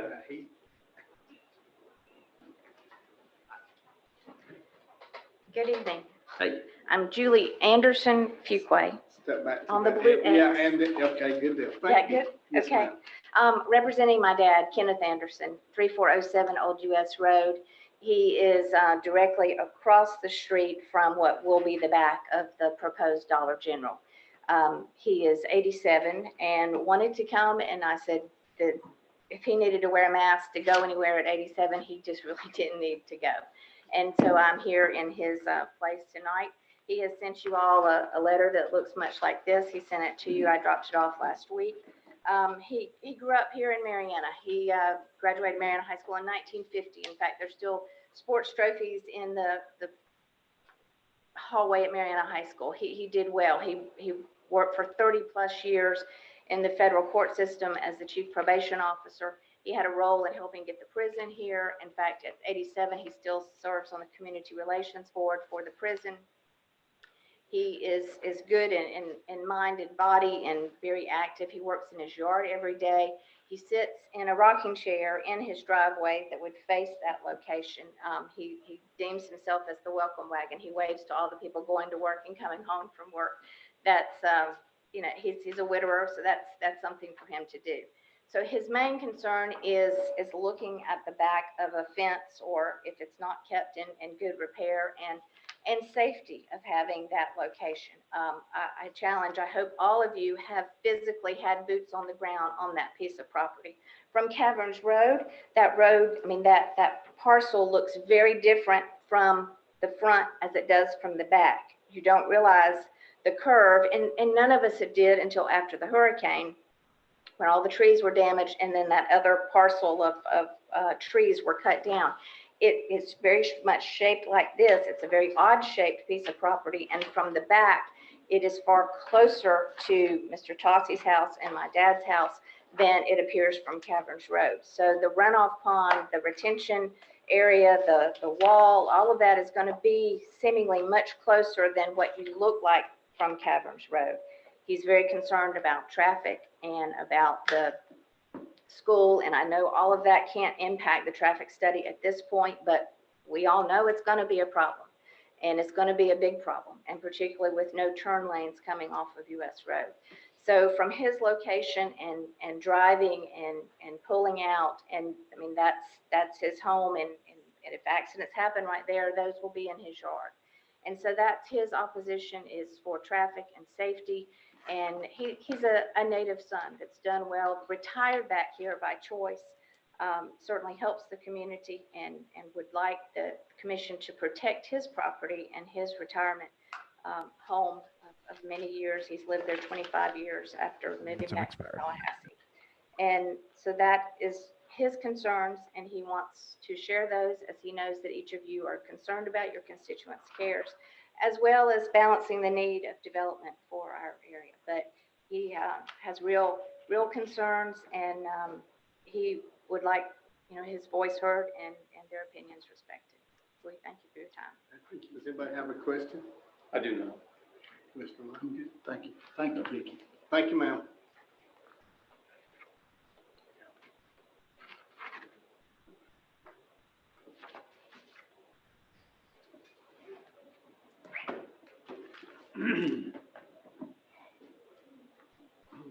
Anybody hot in here besides Commissioner Peacock? Amber and Wendy. Roasted. I don't think they can hear us because they sent me a text about air conditioning. Hello. Yes, ma'am. Hi, my name is Kay Tyler. I'm a resident of Forest Park. I was born and raised in Marianna, and I appreciate the opportunity to speak tonight. My main emotion about this meeting tonight is sadness. I'm sad because I fear that our neighborhood will no longer be the quiet escape from commercialism that it has been. I'm also sad because I'm afraid this is a done deal, and this meeting is just a formality. Apparently, Terramore Development feels it's a done deal too, or they wouldn't have already spent thousands with engineers. I'm not going to rehash all the reasons that I know you've heard about why we're concerned about this location, the very dangerous traffic patterns that would involve lots and lots of school children. And it's not the Caverns Road traffic we're concerned about, it's the turning in and out of, you know, coming in and out of that store that's going to be the problem. And like I say, there's a lot of young people that live in the neighborhood, and with the school, the K through 8 and the high school, I'm very concerned about the potential of serious accidents. At the Planning Commission meeting, we were told that they had to approve the Dollar General because the developers had met all the legal requirements. They told us that it was you, the county commission, that had the power to vote on this issue. But what I'm concerned is that maybe you don't really have the power, because from what I hear, if you vote it down, there's the possibility of a lawsuit. So while I appreciate you hearing from all of us, I'm skeptical that what we have to say really matters. And in thinking about this proposed Dollar General, I looked online to check out Terramore Development just to see what kind of business they were. And they've got a good thing going with Dollar General. But to me, it's ironic that on their website, they state, quote, "We are committed to serving our communities by developing and managing products that add value to the community. These properties blend in well with their surroundings." Well, these statements do not apply to this proposed location. This developer is not part of our community, and this store will in no way blend with its surroundings. And if they're so concerned with communities, why do I find the following online? And I just did a brief look concerning Terramore. In the Brunswick News, Terramore files lawsuit in response to the Dollar General site plan denial. Pensacola News Journal, controversial Dollar General plan moving forward on Gulf Beach Highway after settlement. Change.org, petition to stop construction of Dollar General on Pitt School Road, citing concerns of traffic, property values, and proximity to residences. That sounds quite familiar. And then there's an All on Georgia website. This was very concerning. Terramore Development is quoted as saying, quote, "If you say no to this rezone proposal, we will find something else to build on that lot that is zoned highway commercial, and you might like that less." And that sounded kind of threatening to me. At the Planning Commission meeting, a respected veteran, who his daughter just spoke, in his 80s, I watched as he fought back tears when he spoke about how this 3 store minutes have would expired. impact his home and life. I decided right then that if I were the property owner or the developer, unless I was about to go broke, I would have to find another location where a store was wanted and needed. And finally, speaking of need, I believe this will be Jackson County's 9th Dollar General. A locally owned mom and pop store doesn't have a chance here anymore. And is this what we really want for Jackson County? Does anybody have a question? Thank you, ma'am. Thank you very much.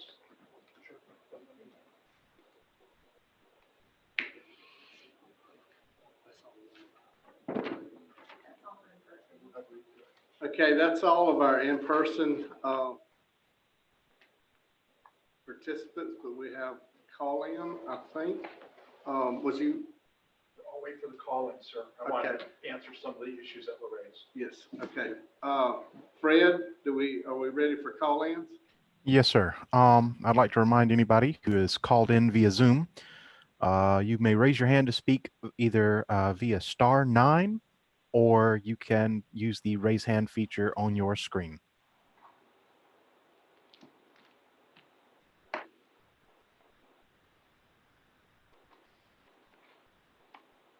All right, first caller with a phone number ending in 366.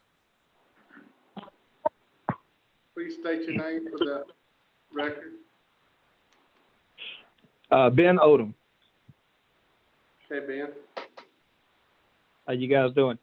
Good evening. This is Ben Odom. I'm a local real estate broker with Countryland Realty. We've been working with Terramore Development to help them find a suitable Dollar General location for over a year now. They desire to be along Caverns Road, so we exhausted several options before coming to the intersection where we are today. This property was not the sole focus from the beginning. There was a wide variety of properties we looked into. The Dollar General real estate manager who chose the location based it in large part to the convenience to the customer. This is the perfect spot for them, right on the corner of Old US Road and Caverns Road, sharing the intersection with a service station on the opposite corner, showing conformity. They could also supply much needed essentials to the residential neighborhood by providing them easy access to daily use products for their households. The Florida Caverns is very close by, making it easy for campers and park goers to grab any needed supplies for their experience. The Dollar General could supply refreshments to those out of the Mirror Complex, as well as any last-minute school supplies to the Marina High School and new K-8 school. For those worried about traffic, Dollar General business models are not built around people traveling 40 miles away to come shop at their stores. They are neighborhood stores, and this is a neighborhood commercial lot. People who generally stop there are people who are already generally in the area. If the new traffic from the K-8 warrants a traffic light and the like, then I'm sure DOT can revisit that at the appropriate time. What we have here is a willing and able buyer and a willing and able seller. The current property is severely damaged from Hurricane Michael and a tremendous eyesore. Dollar General will not only help replace a dilapidated building and replace it with new construction, they have agreed to go above and beyond on the aesthetics and landscaping to show good faith that they intend to be good neighbors. In a market where we're about to see record commercial properties being vacated, it is nice to know that we have a company ready to build new construction in a growing section of our community.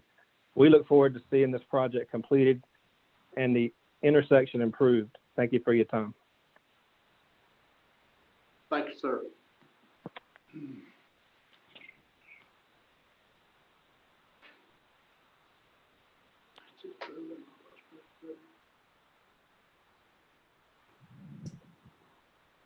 At this point, I see no more hands raised. Okay.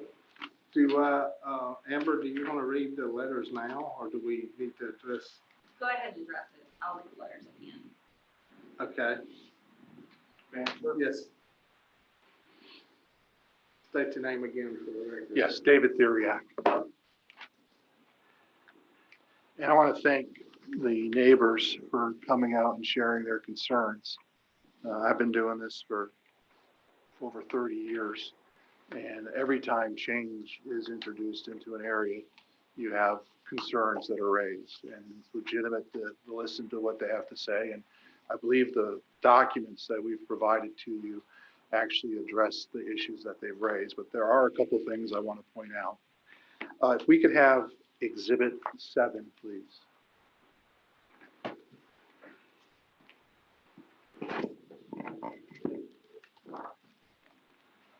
There we go. If you look at the yellow line that is on the western part of the property, that is set 10 feet off of the property boundary. And you'll see the cedar trees that are planted in between the property boundary and the fence that's currently at 8. In an effort to be a good neighbor, I'm authorized to offer to raise that from 8 feet to 10 feet on that western, and to still have the same vegetative plantings that we had already offered. So instead of an 8-foot privacy fence where you see that yellow line, we will stipulate to a 10-foot privacy fence. There's also a 6-foot privacy fence, just so you're aware, on that northern boundary. That's not open. There is a 6-foot fence there as well. So we have buffered the property and the project through fencing and landscaping to the north and to the west. If I could ask you to turn to Exhibit 5, and I don't need this on the screen, it would be hard to pull up, but on page 4 of Exhibit 5, this is our report of consistency analysis with the Jackson County Comprehensive Plan. It was prepared by Laura Mills-Gutcher, who is AICP. That's the American Institute of Certified Planning. She's in the conference room if you'd like to have her address this, but because we've been here so long tonight, I'm trying to cut to the quick. There was an argument raised that the Dollar General is not a neighborhood commercial use. And what Ms. Gutcher has done is laid out from Bay County, Okaloosa County, Santa Rosa County, definitions of neighborhood commercial. A Dollar General is a classic neighborhood commercial use. It serves the surrounding neighborhoods. It is not what's called a general commercial, which attracts folks from a larger distance. So we would respectfully submit that Ms. Gutcher's report, the examples from other communities, confirm that this is a neighborhood commercial. This was raised at the Planning Commission because your code and your comp plan does not have a definition for neighborhood commercial. But a 9,000 square foot Dollar General is a classic neighborhood commercial use.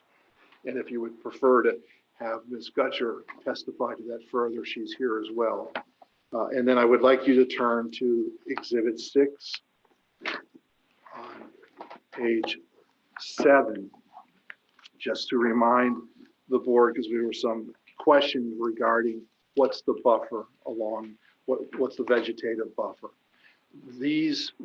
What Terramore has offered, it's on page 7 of Ms. Gutcher's report, and it talks about the southern red cedar trees, the southern red oak, et cetera, the minimum caliper inches above grade, 10 feet tall at planting. These are all requirements that will be binding on Terramore and will be binding on Dollar General. They don't go away simply because Terramore enters into a lease with Dollar General. So these vegetative bufferings will remain. It's above your code. And it's another effort to help soften the impacts between the fence and the property line. There was some testimony about decrease in property value. We do have Mr. Reef here if you would like him to testify about his experience in property values around the state dealing with Dollar Generals. He's also in the conference room if you would like to have him address that. But at the end of the day, we're not asking for a variance. We're not asking for a rezoning. The neighborhood commercial is an as of right use pursuant to your comp plan and land development code on this property. We're simply asking for it to be approved for something that's allowed as of right. And also, your decision needs to be based on what's called competent substantial evidence. Items such as traffic, stormwater, compatibility, et cetera, require expertise. And while neighbors are certainly able to say they have some concerns, the Florida case law is very clear that issues such as traffic safety, as I said, stormwater engineering, where you need a professional analysis. You have not heard any professional analysis that refutes all the documentation that we've provided from our engineers and from our planner. So we would request that you approve the Dollar General. I take a little bit of exception that Tara Moore knew that we were going to be approved tonight. If we knew we were going to be approved tonight, I wouldn't have prepared a 20 exhibit 3-ring binder and come over from Tallahassee. We have no clue whether you're going to approve us or not. But we're hoping that based upon our presentation and the work that we've done, that you will approve us. And again, I have my planner, my real estate appraiser, another engineer, and a representative from Tara Moore in the conference room. If you have any questions for them, I'll swap out Joseph and hopefully answer what you need. So thank you. Does anybody want to hear from Mr. Reed on property value?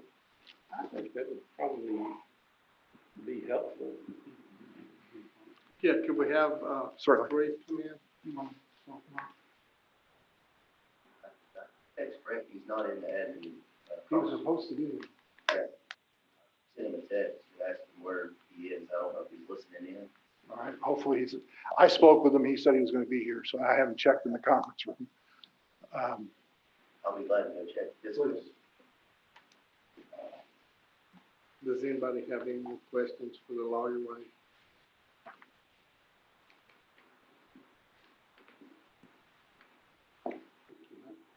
The fence was mentioned, you're authorized to do it up to a 10-foot. Yes, sir. That's still the same wooden style fence? Yes, sir. I don't think a interstate block wall would look well in the neighborhood. So it is the same wooden construction. We'll bring it up to 10 feet instead of 8. I think the intention was well, but them fences are, they're not just fences. They're sound barrier fence that, yes. Some serve a dual purpose. Yeah. That's my suggestion. Yes. What's the length of that fence? I'm sorry, sir. What length are you proposing the fence to be? What? I'll have to ask Joseph. I don't know the length. If you let me turn you to the exhibits. Okay. All the way across. Try to stay on the blue mark. If you turn to exhibit 7, sir. Okay. And when you look at exhibit 7 to your west, you'll see a yellow line that tacks up and then turns up due north. Okay. That is the fence. Okay. That would be a 10-foot fence there. Okay. Thank you. And it would be binding again on Tara Moore and any successor. Thank you. Thank you.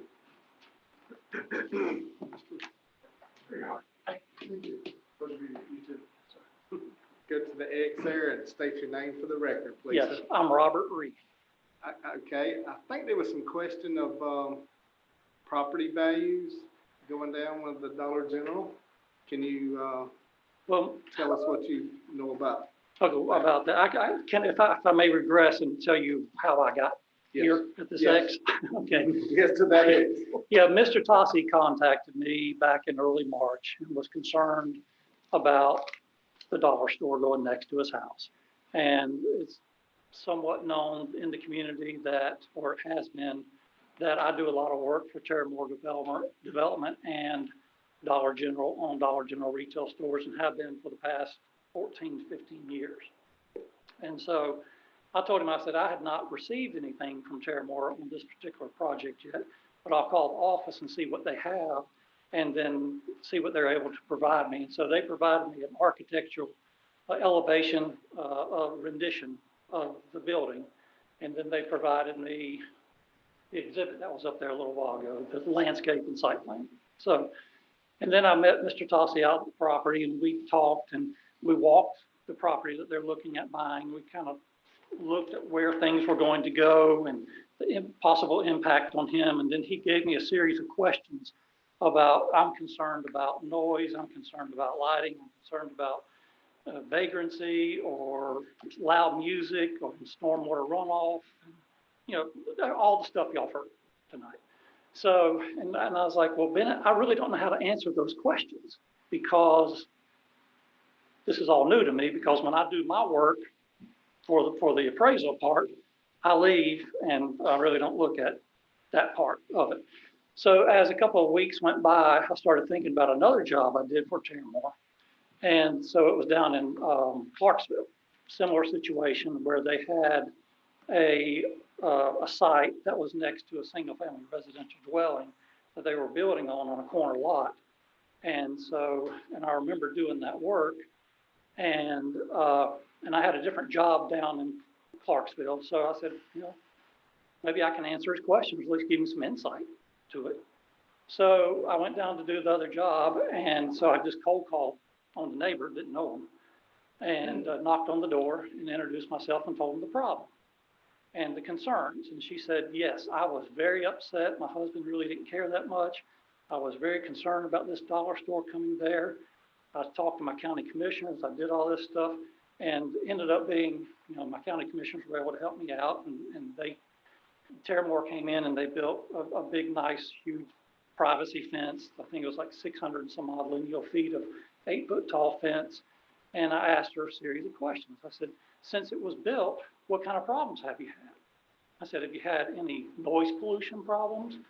Have you had any vagrancy problems? Have you had any littering problems? Have you had any loud or light pollution? And this, that, and other. And she said, the only thing that we see is there's a light on the back of the building, and that's it. The rest of the parking lot lights are shown from the building towards the parking lot, which faces the opposite side of my house, and we really don't have any issues with it at all. So I know one case study doesn't make something factual, but that was the best I could do, and I came back and I reported that to Mr. Tossi. Yes. Mr. Rick, I know you're local. Do you work for anyone other than Terramore? Oh, yeah, yeah. Who do you work for? I work for myself.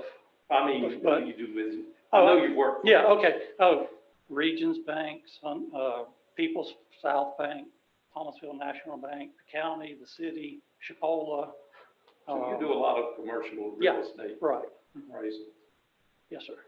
Do you see this store adversely affecting the property values in that area? Well, this is a little bit more unique situation because all these people in the neighborhood are my friends that grew up here. Terramore's a client, they're a good client. And my job as what I do for a living is remain unbiased. But this situation is a tough situation because of what's already on that property, which is a damaged, broken house, which is detrimenting some of the values. Not detrimenting, but it's a detrimental condition to the neighborhood to begin with. So going forward, is that property going to continue to have a broken house on it? And then just weeds start growing up on it, and then it's just sitting there and it's doing nothing. So to answer that question, I wasn't able to, you know, obviously I don't have a client in this thing because I was just talking to a friend. So I did do some research of the neighborhood, and since Hurricane Michael, and looked, and I found 4, maybe 5 sales of properties that have sold subsequently to the hurricane, and did not see a dramatic or any decline in value. I saw one, but that was a specific situational problem to that particular property than the market or perception. And then I called the brokers who sold the properties and talked to them. I said, you know, when your buyer was making the buying decision, did they have any problem or any concern about Dollar General being at the entrance to the neighborhood? And on all of them, they said it never came up. Now, whether they were aware of it or not, I didn't know. We didn't get into that amount of detail, but those are the answers I got. Thank you. Yes. So, Mr. Reeve, in your experience of years, maybe another off-cuff question, what do you foresee with that much migration going to the eastern side of Cavernous Road? I'm not sure the gentleman that has the, I think, cattle farm on that north side of Cavernous, just east of Old US Road, I'm not familiar with. Mr. Andres? Andres. I mean, I cannot imagine what value that land has now commercially because of the traffic count that's going that way. Is there a way to calculate that?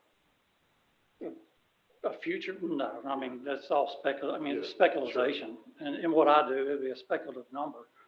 To speak to values, there's not enough volume of information to do a regression analysis. I mean, we just don't have that kind of numbers here. I mean, if we were in the middle of Atlanta or Buckhead, you'd have that kind of data to see if there's a problem. But that's been the extent of my involvement in this. Commissioner Locke, quick, are you Yeah, sorry. Yeah. So you're basically saying that you don't see any reduction in property values at all, even taking into consideration probably the three closest houses to it, be Mr. Anderson, Mr. Blanton, and Mr. Towson, and him being, so that would be a selling point to have a dollar store next to it, or not? I don't see there being any more adverse effect than having the damaged broken house there now. Okay, I understand that. Take the house out of the picture, put the dollar store there. Mm-hmm. And I can tell you, there's probably not a person in this building, even in the conference room, that would want a Dollar General next to them. I don't care what you say. So, Robert, you wouldn't want one.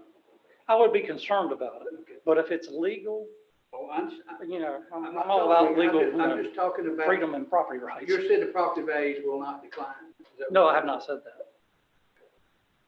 No, I've said I have not seen any of the sales prices of the residential houses that have sold in that neighborhood have been negatively impacted by any knowledge or unknowledge of this dollar store going in next to the neighborhood. And we have 4 sales, maybe 5 out of the whole neighborhood. So I really don't have a whole lot to work on where the neighborhood, where the market participants came in and said, oh no, there's gonna be a dollar store here. This neighborhood's affected negative 30% in market value because of that. We just don't have that data. Just one last thing. Maybe my experience, and not here more coastal, is that maybe it won't be a house. It may decrease for a homeowner that's looking to buy the houses next to it, but a commercial business wanting to come into that area, again, in the future may increase it. Prime example, in 2003, I bought a fifth of an acre from next to the Mexico Beach crossing Toucans. And that property, I think 8 years earlier had sold, the whole acre had sold for somewhere around, I don't know, $218,000. And I paid $986,000 for a fifth of an acre. Right. Now, the person living there, which had an old block, I call fishing houses from Bainbridge, Georgia, which most of them were, was obviously benefited from the original purchase price of that. But when a developer comes along, as I did, and bought that property from them, it was still a legitimate profit margin for myself, even at that cost of $986, and for a fifth of an acre. And my point is I can see to Commissioner Lockheed's point is, you do have probably some concerns in the neighborhood. I probably would too, and I'm not going to segregate myself from that. But also there may be, as I think I talked to Mr. Bennett about this, I did a good conversation was, his house may not be palatable to someone that wants to live in that house, but there may be a developer that comes along and says, I'll pay you multiples of what your property is because I own a business next to another business. So that I think the usage may be the value may decrease from someone, and just hypothetically, to someone that's looking to live there, but it may be to another business that comes in, Right. they say, well, listen, the traffic count of this business and the traffic count of the highway in front warrants more for that property. Right, and that does happen, but in Mr. Bennett's case, and to his defense, he's in an established deed restricted neighborhood, and he has no ability to change his zoning to commercial. Now, the property between where Dollar General wants to build, there's a house. That's not his house is behind that. And so there's a house there, and then there's a daycare. Now, that house in between may have that benefit or opportunity where the highest and best use comes, where the land value is higher than the value of the property as a single-family residential one. That might happen.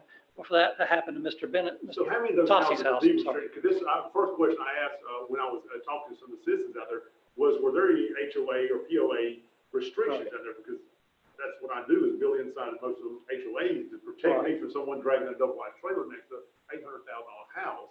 So how many of those in that area have deed restrictions or HOA, POA protection? I have not done that study. Okay. Any more questions? Thank you, sir. Thank you. Thank you. Okay, so now we'll have the reading of the emails or letters. Both. Okay.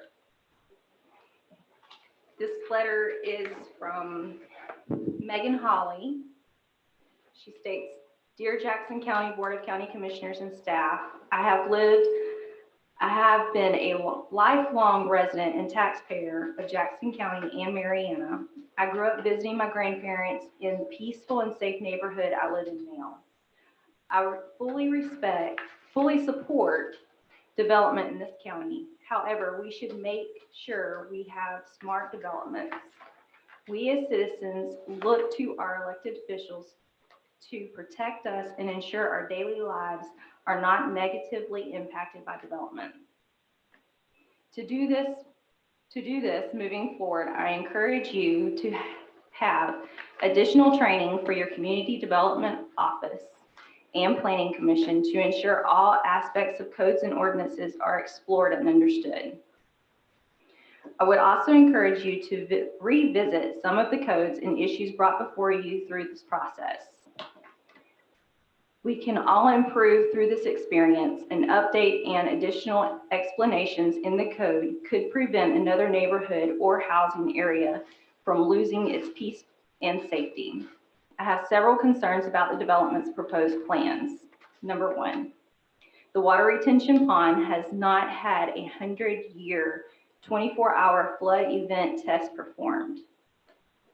Since I am the closest, lowest property, I would like to ensure we do not have a weak spot and such events occur.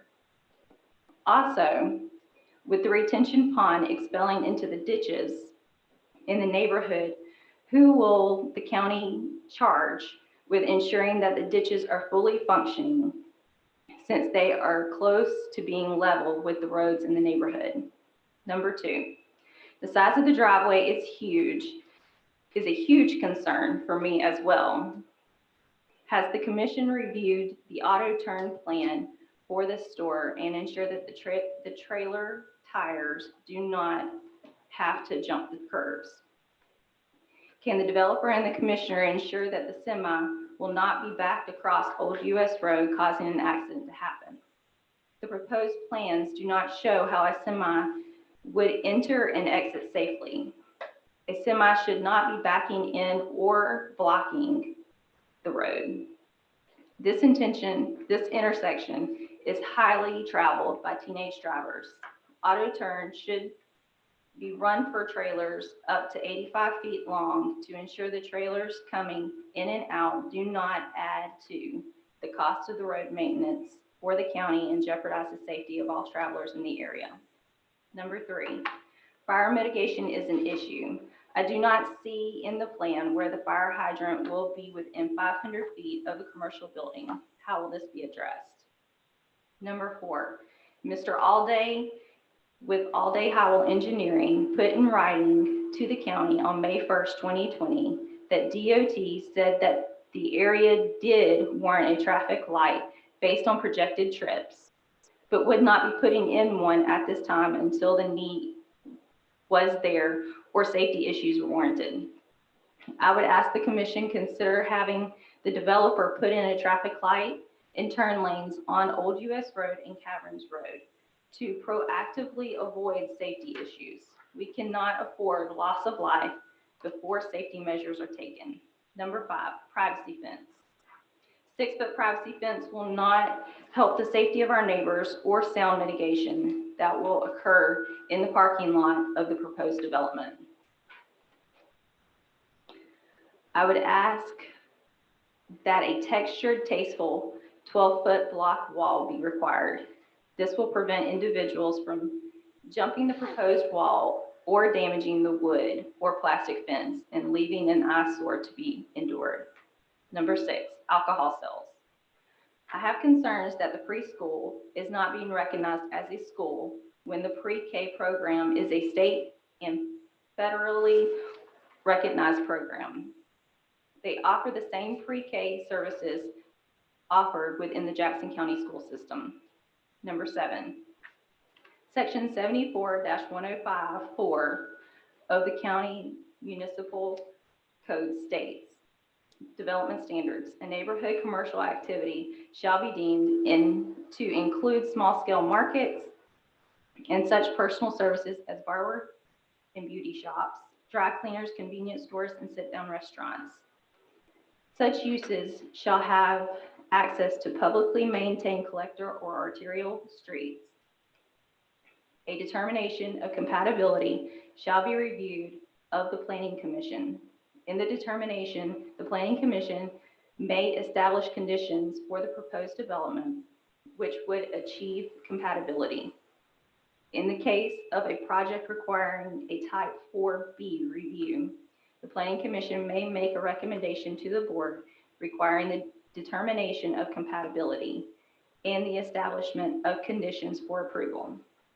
If additional conditions are established, each such condition may be satisfied before a development order is issued. Such conditions may include, but are not limited to, landscaping, landscape buffers, limitations to on signs, building height, lot coverage, building placement, parking lot placement, exterior lighting, or other design features which may minimize any potential nuisance to surrounding land uses.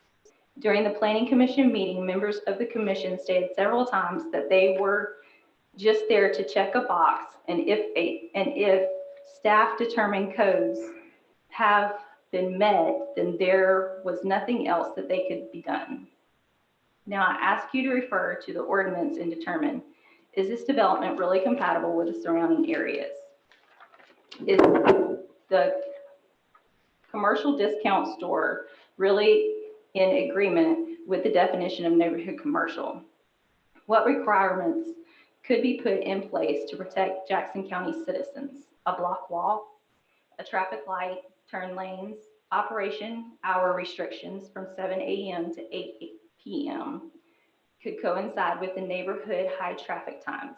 Other developments in the county have been voted against or stringent requirements dictated by the commission. We are asking for the same respect and protection to ensure our safety and quality of life. Again, I fully support development, but we must ensure smart development. Please consider voting no. Please consider protecting our community if you vote yes. Respectfully, Megan Hawley. All right, this is an email from Michaela Edwards. Mr. Chairman. Yes. Can we let Mr. Alday address a couple of issues she raised about the tractor trailers and the driveway? Auto turn.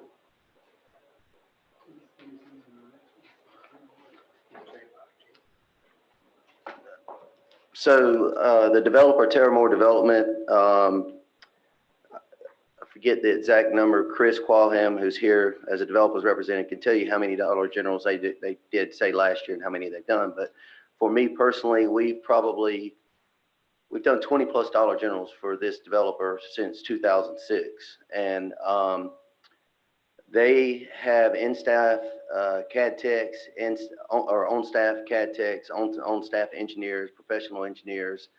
Before they even send a site to us, they've already ran auto turn on it. That is one of the exhibits that they're required to submit to Dollar General, because Dollar General doesn't want their delivery trucks not to be able to make deliveries. So they develop a site plan. They look at the driveway widths. They run their delivery truck in and out of it to make sure there's adequate room to maneuver a vehicle in and out on site. And that's actually, you know, if you go to City of Tallahassee, they're going to require you to submit that. And it's the same auto turn that they run, that they would submit to the City of Tallahassee that they've ran as a part of this project. Just reiterate, Dollar General will not let them send a site to them without auto turn being ran. Where will they be receiving merchandise in this store? Well, you see where their dumpster pad is? Yeah. Well, I see. I was going to ask you, where's the dumpster? Because that was raised earlier.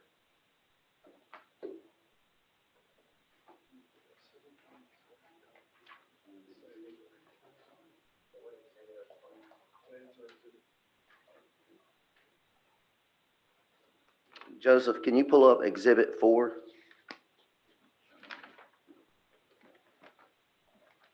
And then go to Sheet 3.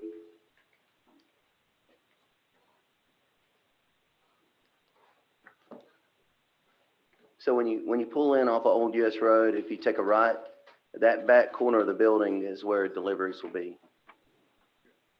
It's my understanding there are some deliveries, smaller trucks that may pull up to near the front door or something, and where they can.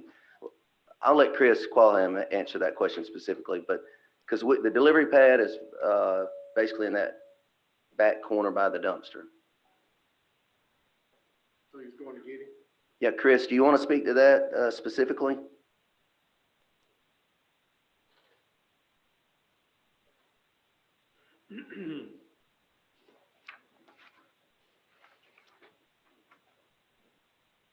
Wait, Joseph, in the letter, I think Ms. Holly said that you had stated that DOT said they would put a light there? The statement was okay, so we were asked, as a part of the development, what Jackson County Code says, you do a right and left turn lane analysis, you do a traffic analysis, and quite honestly, since the county got rid of the concurrency ordinance, it's somewhat ambiguous what's required for the traffic analysis.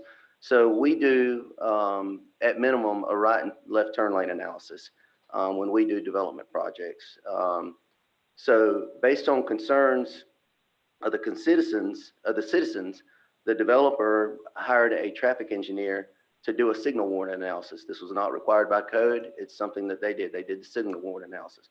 That signal warrant analysis came back with the Dollar General existing trips. They actually sent, they came to Old US Road, Caverns Road. They did traffic counts. In their report, that's one of these exhibits, they state the date they did those traffic counts. So based on their counts, they performed their signal warrant analysis and projected trips using the Institute of Traffic Engineers, which is a standard, I guess you could say manual, where they've done studies all over the country for different types of uses. So you take the projected, you take that study based on your square footage of your building, you project trips that this development will create. So they've got the existing trips because they came out and did the count stations. So based on their analysis, they came back and said no signal was warranted. My response was, well, what about with the new K-8 school? So the developer basically paid for this traffic engineer.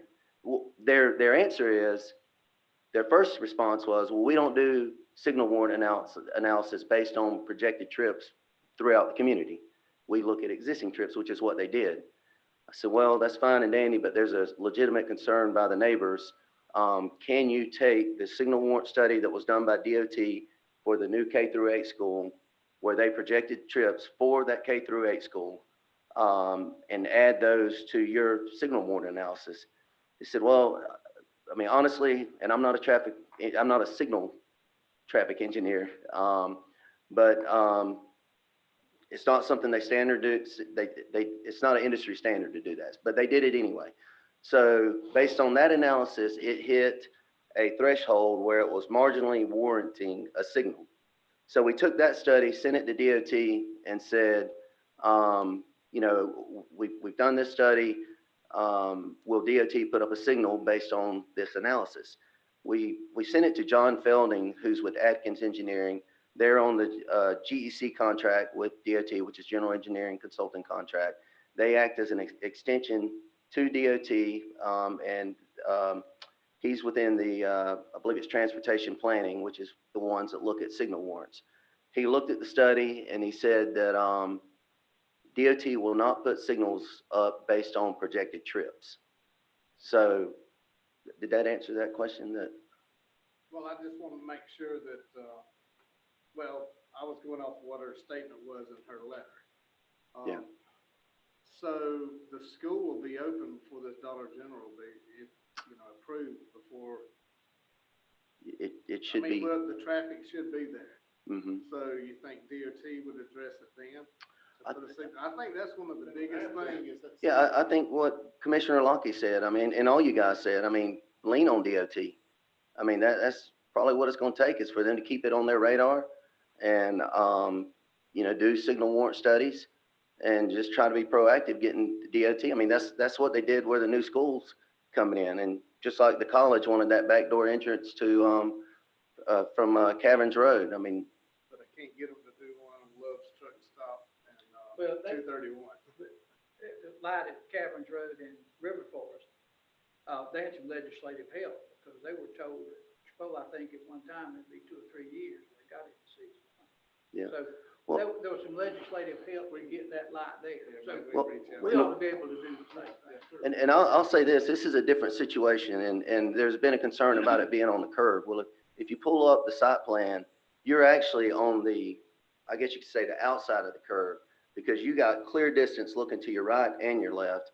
It's not like you're on the inside where you're blocked from view. And then secondly, speaking of that signal, and this is what I've discussed with some of the residents, the signal's not always the answer. My son and Robert Reef lives up the hill on Caverns Road where traffic backs up on Caverns Road right there at River Forest, backs up to the south, and there's always rainy days. There's accidents where people come over that hill, they're stopped at that signal, and my son got in an accident there after having a driver's license for 5 months.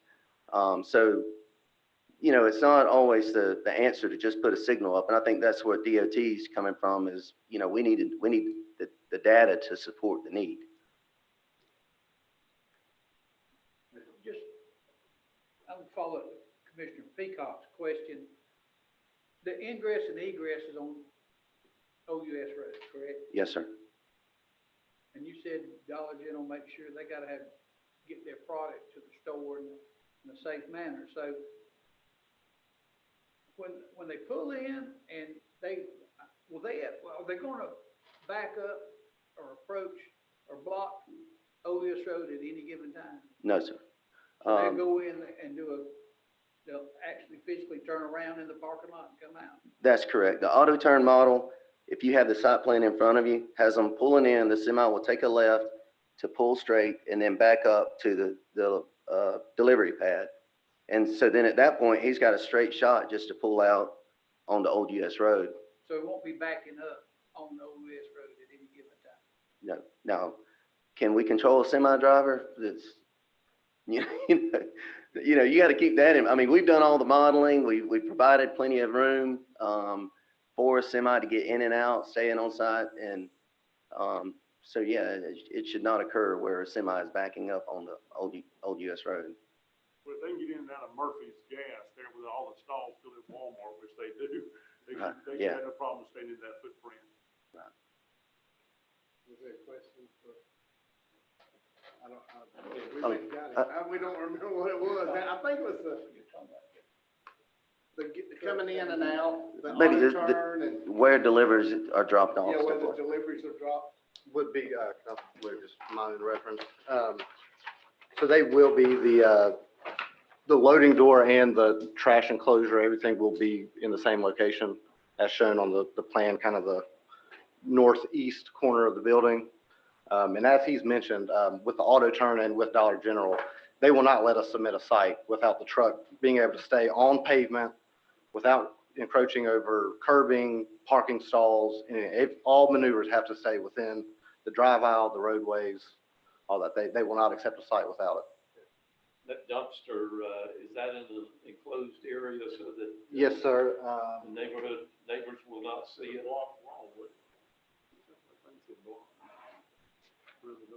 Yeah, it will have an wooden shadow box, a privacy fence around it as well, similar to along the property line. So it will be fully enclosed with doors, locks to keep animals out, that sort of. Is that, okay? I guess we was giving you a little time to catch your breath after the last letter. Hot in here. You ready? Yes, I am. Look, hold on. If we turn the air conditioning back on, can people hear? Miss Willan, Fred, somebody? It seemed at the start of the meeting that we could hear you pretty well with the AC on. We disabled some of the mics that are not in use in the boardroom, so you can give it a try. Okay. It's getting hot. Okay, this is from Michaela Edwards. It's an email that she sent to me. It says, "Good morning, Ms. Barnes. I'm writing to you in response to the Dollar General store possibly being built on Caverns Road. I live at 4747 Cornerstone Lane, Marianna, Florida, 32446, which is right behind the new high school. It would be so beneficial. It would be a benefit to Dollar General to open up on Caverns Road. The community out here is really building, especially with the new school about to open. The K through 8 and the 9 through 12 would all be at the location near the new Dollar General, as well as the housing development, which is currently building new houses. I feel as if both the community and the Dollar General would benefit from this build. It could also open up more jobs for people who, in this time, really need employment. High school students could even get a part-time job after school or on the weekends. I understand there are some people who have negative mindsets about this topic, but I feel it would be in the community's best interest to build. Sincerely, Michaela Edwards."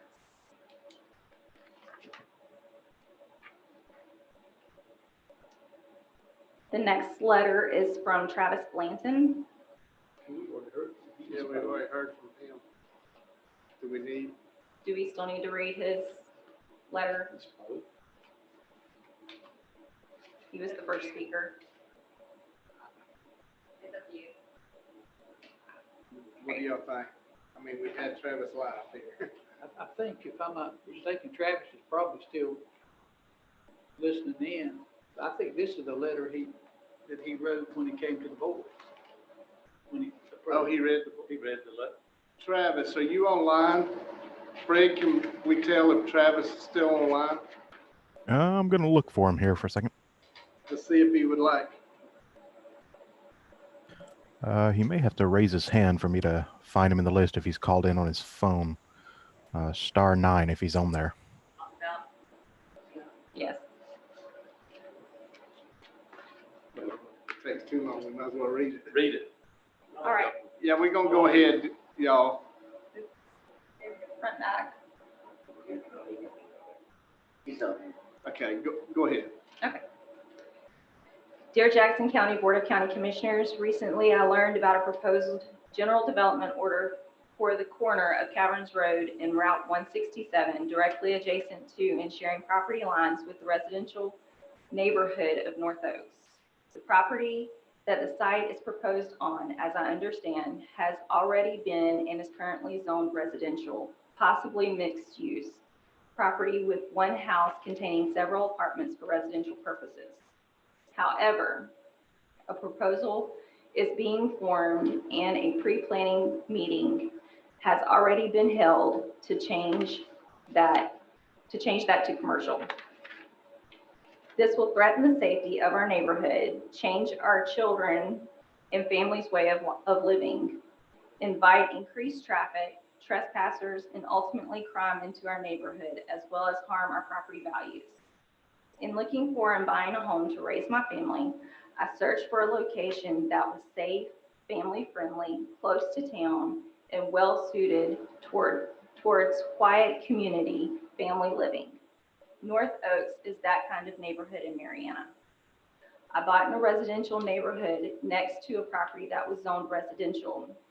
I did not buy next to a commercial lot or land use that I thought would ever have the potential for a commercial building. If you change the zoning to accommodate a big business for the purposes of tax dollars, you are sacrificing and changing your community forever at the detriment of the people that make Marianna great. There are other locations this proposed business could go that is already zoned commercial in the same area on Caverns Road that would generate the same tax revenue without affecting the safety of our neighborhood and the residents' home values. This is not a desired situation for any neighborhood or family to be living next to a business. Early morning and late night deliveries from tractor trailers, customers blaring their music, garbage blowing in the streets, the potential for illegal parking lot drug exchange that is widely reported by police are exactly some of the unsuitable activities that go on in places of business such as this, and why they should not be located next to residences. I'm asking you not to recommend this proposal and to preserve our neighborhood, all our neighborhoods, for the many generations that would continue to desire to live in North Oaks in any neighborhood and raising a family without the concerns of commercial businesses lining the entrance and adjoining homes and families. I appreciate your careful consideration of this request and the effort that will have for the future of our residences and families, as well as the businesses. I sincerely hope you will plan for the future and put the well-being of the whole community first by placing businesses where they belong in a commercially zoned area and preserving the sanctity of family life within. Thank you, Travis Lanning. Ms. Amber, we're not changing zoning. No. Okay, thank you. The next letter was actually submitted after the packets were put together, so I'm going to go ahead and read that one. This is from Dwight Edenfield. This is Jackson County Commissioners and other interested parties. I am a 34-year resident of North Oaks subdivision. This is to express my concerns in opposition to the proposed development of a Dollar General store adjacent to our neighborhood. I attended the Planning Commission where the proposed development was discussed and ultimately approved as meeting the criteria for neighborhood commercial. Dollar General is not a convenience store, it is a discount retail store. It was stated at the Planning Commission meeting that the proposed Dollar General would not be allowed to sell alcohol because of its proximity to the Caverns Learning Center. Apparently, the county attorney has deemed that this facility is not a school. I respectfully ask that this matter be readdressed. Caverns Learning Center is an approved BPK location. They receive taxpayer dollars for students to attend free of charge to parents, as do students who attend public school. They must meet strict standards for the instructions and pre and post assessments as directed by the state of Florida. They are required to administer the Florida Kindergarten Readiness Screening and report the results to the state of Florida and schools which the students will be attending in kindergarten. This is what the Early Childhood Center on Kelson Avenue, under the umbrella of the Jackson County School Board, does with its students.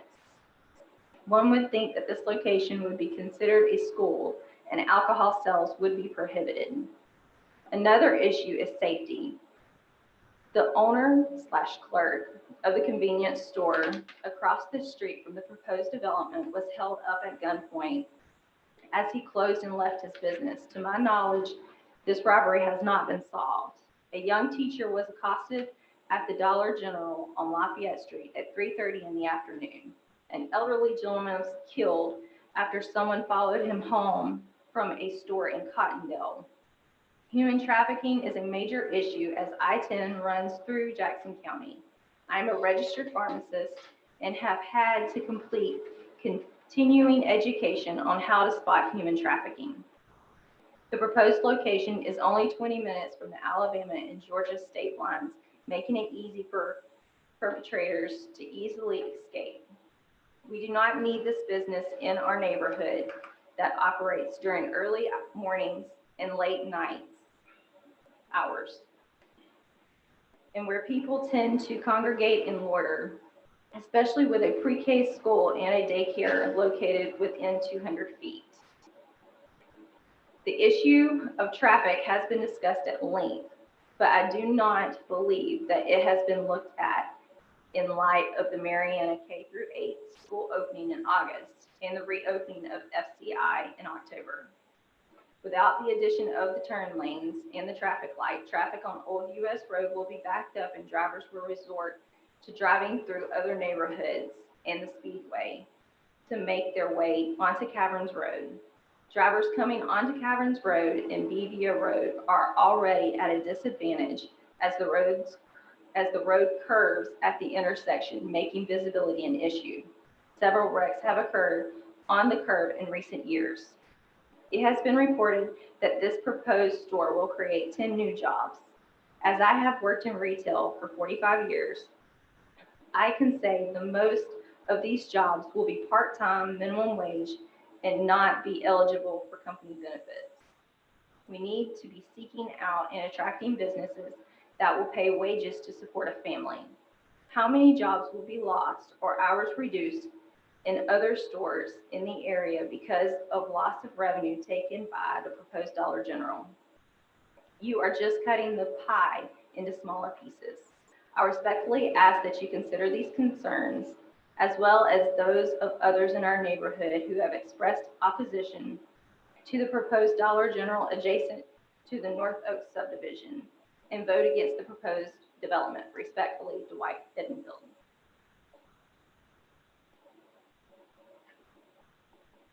The next email was sent to me from Cherie Edwards. I'm writing about the proposal of the new Dollar General store on the area of Caverns Road, Mariana, Florida.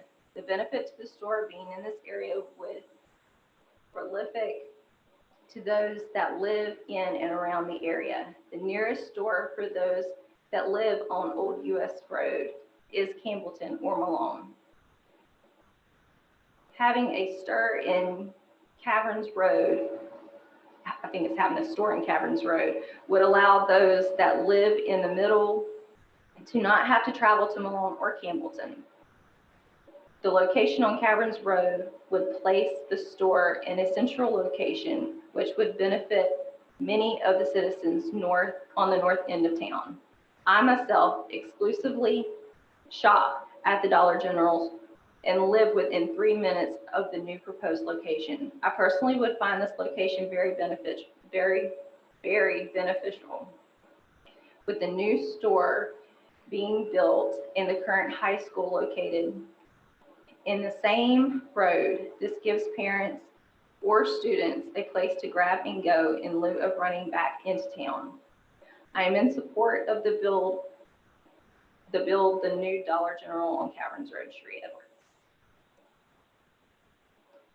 Next one is a letter from David Merrill and family.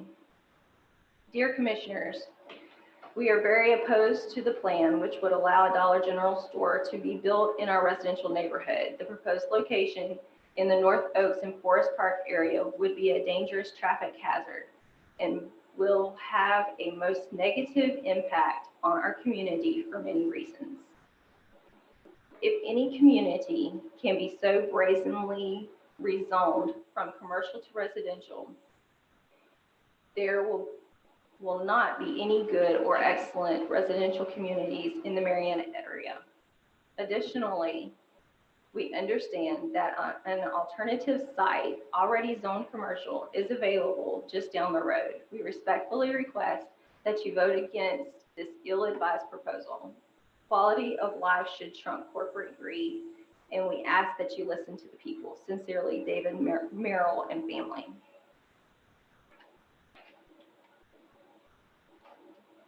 Next is an email from Christy Mulder.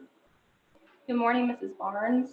I am writing this letter in response to the Dollar General store potentially opening up next to my business located at 3383 Caverns Road, Marianna, Florida 32446. I serve approximately 120 families a day and have 24 employees at this facility. I have become aware of the negativity that has surrounded this store opening and have been asked to join in their fight. However, I feel a store located at this location would be beneficial for so many families. It would also be beneficial to my business, employees, and families we serve. The new school that's currently being constructed in Marianna High School being located near the site would benefit as well. I understand some people do not like growth for a community. However, there is already growth in this area. With the additional growth of other businesses and schools, not allowing for the store to be constructed hurts the entire community in the end. Sincerely, Christy Mulder.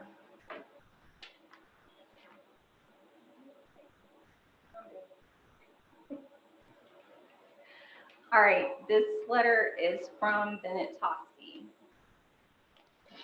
Dear Jackson County Community Planning Development Department, recently I've learned about a proposed Dollar General for the corner of Caverns Road and Route 167, directly adjacent to and sharing property lines with the residential neighborhoods of North Oaks. The property that the site is proposed on, as I understand, has already been and currently zoned residential, possibly mixed use property with one house containing several apartments for residential purposes. However, a proposal is being formed and a pre-planning meeting has already been held to change that to commercial. This will threaten the safety of our neighborhood, change our children and families' way of living, invite increased traffic, trespassers, and ultimately crime into our neighborhood, as well as harm our property values. In looking for and buying a home to raise my family, I searched for a location that was safe, family-friendly, close to town, and well-suited towards quiet community family living. North Oaks is that kind of neighborhood in Marianna. I bought in a residential neighborhood next to property that was zoned residential. I did not buy next to a commercial lot or land use that I thought would ever have the potential for a commercial building. If you change this zoning to accommodate a big business for the purposes of tax dollars, you are sacrificing and changing your community forever at the detriment of the people that make Marianna great. There are other locations this proposed business could go that is already zoned commercial in the same area on Caverns Road that would generate the same tax revenue without affecting the safety of our neighborhood or the residents' homes value. This is not a desirable situation for any neighborhood or family to be living next to a business. Early morning and late night deliveries from tractor trailers, customers blaring their music, garbage blowing in the streets, the potential for illegal parking lot drug exchange that is widely reported by police are exactly some of the unsuitable activities that go on in places of business such as this, and why they should not be located next to residences. I am asking you not to recommend this proposal and to preserve our neighborhood, all our neighborhoods, for the many generations that would continue to desire to live in North Oaks or any neighborhood and raise a family without the concern of commercial businesses lining the entrance and adjoining homes and families. I appreciate your careful consideration of this request and the effect that this will have for the future of our residences and families as well as businesses. I sincerely hope you will plan for the future and put the well-being of the whole community first by placing businesses where they belong in a commercially zoned area and preserving the sanctity of life within. Thank you, Bennett Thompson. The next is an email by Bernice Wilmot. I am employed at Caverns Learning Center and believe the opening of a Dollar General by our facility would be a tremendous asset to our center and the employees as well as our parents. It would be very beneficial and convenient to get supplies and groceries. And that's Bernice Wilmot. The next letter is from Philip and Kay Tyler. Dear board members, we are residences of Forest Park near the Florida Caverns. We are extremely concerned about the possibility of a Dollar General store being built at the entrance of our neighborhood on Caverns Road. While we have no idea how many other residences have called or written to you, be assured that every person in our area we have spoken to feels the same, if not more strongly about the issue. First of all, we see that this will be a great safety concern at this busy intersection. We understand that the proposed entrance exit will be on the same road, Old US Road, that is exactly the entrance and exit to and from our neighborhood, which is already a congested area. Add the additional traffic that will accompany the new school opening, and there is a great potential for accidents. Secondly, as representatives of the residents of our county, please put yourself in the position of the homeowners that are adjacent to the proposed dollar store. There are numerous homes surrounding this location. I'm sure when these homes were built and purchased, there was never a remote thought of a commercial operation such as a dollar store would be right next door or across the street from them. These are valuable homes with residences that contribute highly to our local economy. The traffic, both automobile and by foot, and necessary lighting will detract greatly from the quality and safety of our neighborhood. We shop at Dollar General and realize there is a market for their product in our community, but feel strongly that the location being considered is very undesirable. We have heard that they are considering other locations on Caverns Road that are not surrounded by residential homes. Thank you so much for considering the wishes of fellow residences and making your decisions. Sincerely, Kay Tyler and J. Philip Tyler. The next is an email from Bunny Odom. I want to give my support for the Dollar General that is being proposed near the high school. There are numerous people that would benefit having access to a store near them. Thank you for your time. And that was Bunny Odom.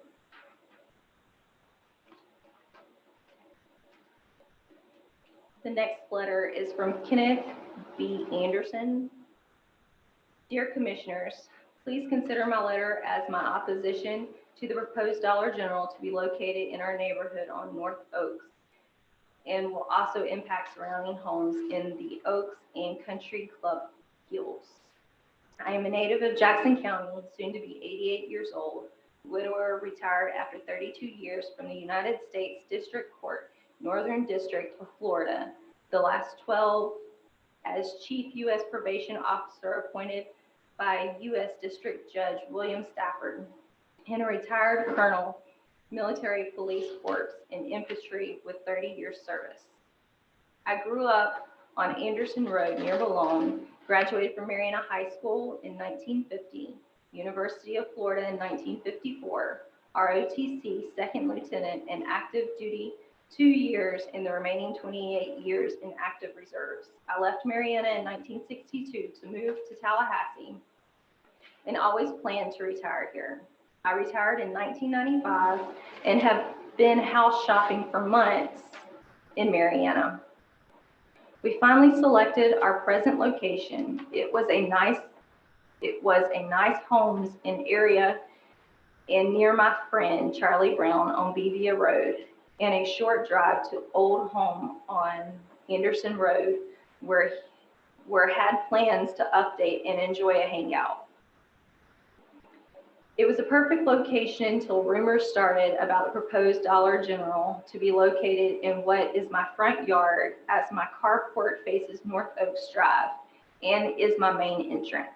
In fact, since Hurricane Michael removed many trees, I have my rocking chair at the edge of the carport and spend hours each day waving to neighbors as they go to work.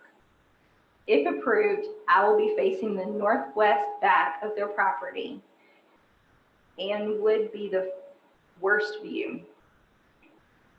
I was pleased to have the project engineer, Joe Allday, visit my home while I was in my favorite rocking chair. We fully discussed the impact of the proposal in our neighborhood and possibly lower home values. The response that I received was that it wouldn't hurt as much as you might think according to studies. But the fact is, I would not have purchased this home if Dollar General had been on the proposed lot. Our two communities had heavy presence for the zoning meeting, and since then, by community effort, we have erected a new entrance sign for North Oaks and Forest Park. We enjoy our communities and strongly object to having a huge store encroach our neighborhood, as opposed to a nice residence to replace the damaged home or the damaged house on the proposed site. Having lived here about 25 years, it is amazing how much traffic travels Old US Road and Caverns Road on a daily basis.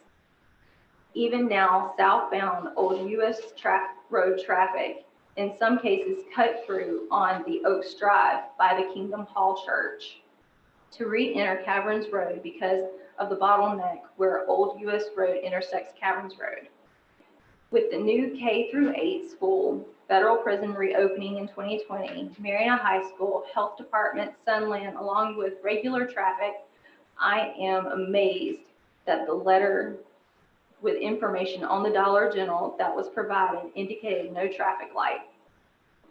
I hope it does not result in a teenager, teacher, or parent trying to get to school or work on time have a fatal accident to secure the much needed light. As a military officer with training at the Command General Staff College in Fort Leavenworth, Kansas, I have been instructed in war games. Number 1, select your objective. 2nd, determine forces to secure objective. And 3rd, determine how to move troops and equipment to be successful. Traffic control is important. I respect your elected position to represent Jackson County, and with it being an election year and strong opposition from neighbors in the area of impact, we do trust each commissioner will consider our opposition. I have health issues and probably will not be attending the meeting where voices will be heard. My two closest neighbors, Bennett Tossie and Travis Blanton, will be on the agenda to speak, and we share the concerns. Thanks for each of you for fully understanding our opposition. Kenneth B. Anderson. The next is an email from Theron Engel. Good evening. In Jackson County, there has been many issues regarding the allowance of a store to be built on the intersection near Mariana High School. It has come to my attention that certain individuals are attempting to bar that site from being developed. I have written to you in hopes that these individuals will not succeed in barring the structure from the community. Keeping in mind the poverty statistics in Mariana, Florida, and the surrounding towns in the county. As of 2019, the poverty rate in Jackson County was approximately 21.60%, cited by Data USA.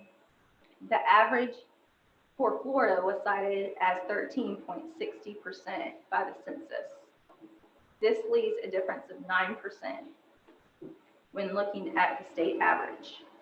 When we break down the statistics, they show that the Jackson County and a town such as Marianna is not doing well in terms of employment and resources. 1 out of 5 people are living in poverty in Jackson County alone. This is approximately to be 10,481 people. This is not to say that Marianna is just some small country town with few opportunities. The opportunities are numerous. However, when such opportunities arise, we must accept them.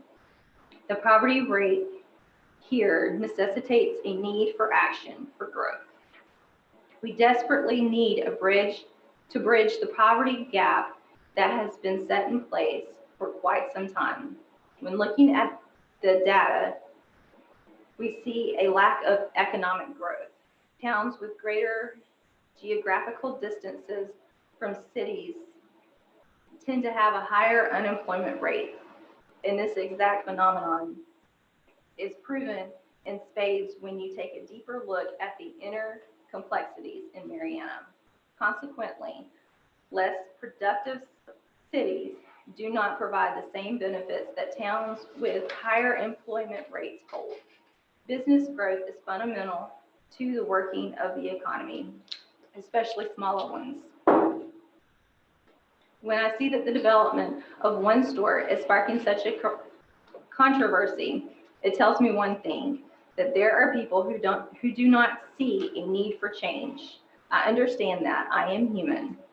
Change is difficult and that it is not what is being debated. It is about the higher good of Jackson County. My concern is that people are trying to prevent this growth based on nothing more than their nostalgia or their blatant refusal to allow growth on a purely selfish basis, which is hardly any basis to strike down such a project. There is scant empirical evidence that this building will harm the community. Why the backlash from such a small group of people when the community would benefit from it so much? There would be jobs. It would slow down traffic congestion near Lafayette. Parents would be able to pick up necessities for their children, their babies. There would be no harms from the project large enough to satisfy the store from being turned down. As stated on the second page of the Jackson County Comprehensive Plan, under the goal, it stipulates that through the provision of appropriate land uses, the county's goal is to promote, protect, and improve the public health, safety, and welfare of the citizens of Jackson County while promoting energy efficient land use patterns, while at the same time maximizing economic benefits. This development will do all of this, and the impact will be monumentally positive. I have never communicated with the local government before, but I am trusting you. I am trusting you to understand why this store needs to be built and understand that on a very human level, people need this. Please do not allow a small minority to take away the resources of the needed majority. I implore you to look at the facts and to decide based on facts, not decide based on the whim of those who do not want to see our community prosper. Regards, Theron Engel.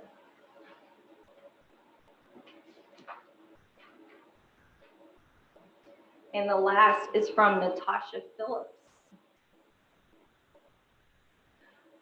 I just wanted to send an email in support of the Dollar General on Caverns Road. I think it would be a great location. I live about 3 miles from there, and I personally think it would be so convenient to all that pass through the area.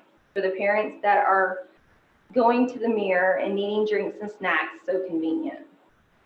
For last minute needed items after you pick up kids from school, so convenient. I understand the concerns of the people that live right near that spot, but I truly believe that a year from now, they will appreciate the facts that is there. Thanks, Natasha Phillips. Okay? Yes, sir. Just a clarification, Mr. Chairman. I'm not putting on more evidence, so we're done with that.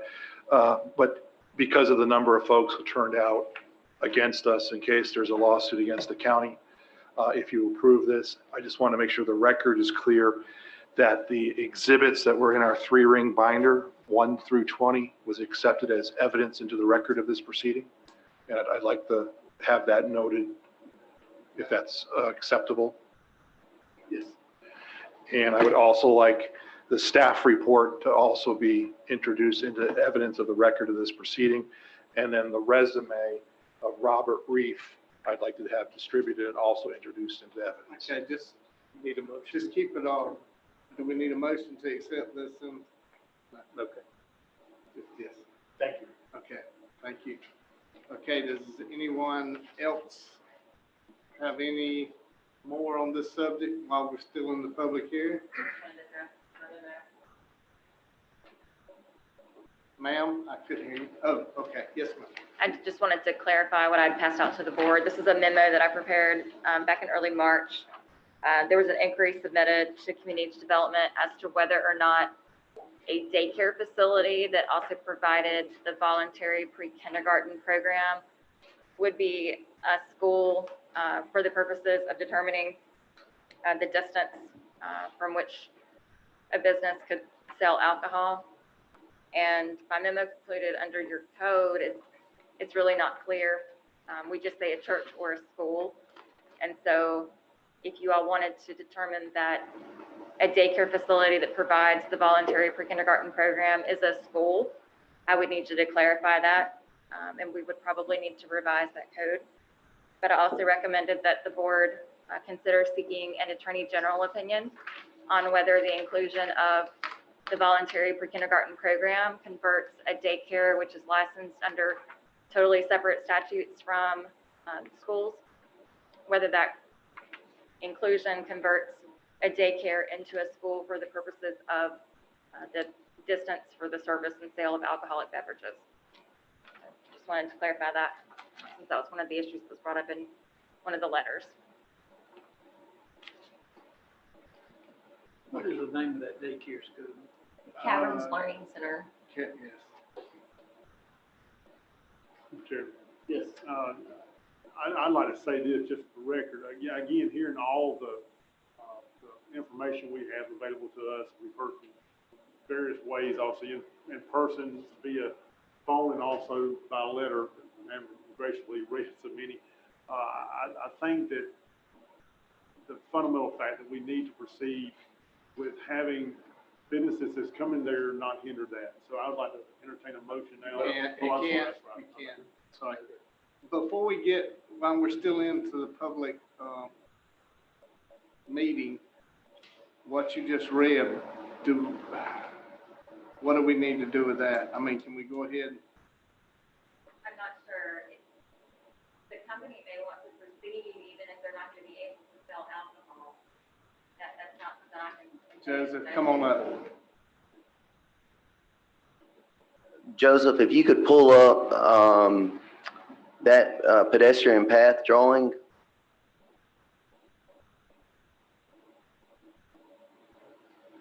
Okay, so basically it's a moot point. It's irrelevant because county code says you got to be 300 feet away from a school based on the travel path from the front door to the property line. Amber knows we've discussed the rule, but we've actually measured the travel path. That's the little purple line that's zoomed in on, and it's 600.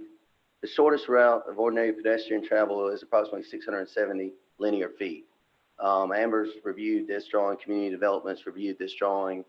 So it's really a moot point. We meet the separation requirements anyway. That's 300 feet, right? Is our, Yes. yes, same as the city. But the state is 500 feet. That's a question that I can't answer for you. Well, But he's 600, he's still outside. Right, I don't know those measurements. I don't have any. Yeah, But when you said that, just for my clarification, I mean, our ordinances say 300 feet, so that's the rule in ordinance, right? No, in this instance, we would be governed by the state as far as determining the distance. Okay. But there's a question of whether the state would consider the daycare to even be an eligible. Okay, why would this instance, the state would be over that compared to any other school? Sir? The state will issue the license, Oh, yeah, okay, the but, package license. okay, yeah. But I was just wondering compared to, yeah, okay, I got you. I was on the wrong road there. Okay. So, but 600 feet It's 670 is what we and the measured. state's 500, so I don't, And I'm no expert on this. I've never applied for alcohol sales license, but I would imagine when they go to apply for it, the state would verify that. our rule. That's just the state regulation. Right. Yeah. So it would be a state regulation that, I just brought the note because that was one of the. Right. Well, I just want to make sure that, For the record. and I hadn't heard the distance, so I'm glad that. Okay. Anything else while we're still in the public meeting? Okay, we're out of the public meeting. What is the pleasure of the board? Chair, would we want the attorney, our attorney to get the attorney general's opinion? I don't know, well, It won't have any bearing on I'm these proceedings. I would recommend we take that up separately. okay. What's the pleasure of the board? Mr. Chairman, I make a motion we accept and approve the motion. Okay. We got a motion by Commissioner Hill. Do I hear a second? Second. Got a second by Commissioner Peacock. Any more discussion? Yes. To clarify for the record, this is a motion to approve, subject to the conditions of the staff report. Yes. There were 7 7 conditions. Yeah, right, yeah, absolutely. to grant the request. We accept the conditions and would also be subject to the 10-foot fence Right. because we increased it from 8 to 10. Yeah, thank you, Okay, you good with that? Yeah, the 10-foot fence. Yes. The condition, you said acceptance again, 7, and that's recommended by the planning commission, is that right? correct. And then they offered the 8 and 10-foot fence, and that would be included. Thank you for the western. the western fence, get the western fence. Thank you for that. Very good. That's my motion. Thank you. Okay, any more discussion? Hearing none. All in favor, raise your right hand. All opposed, like sign. Motion carried 4-1 with Commissioner Lockie on the against side. Okay?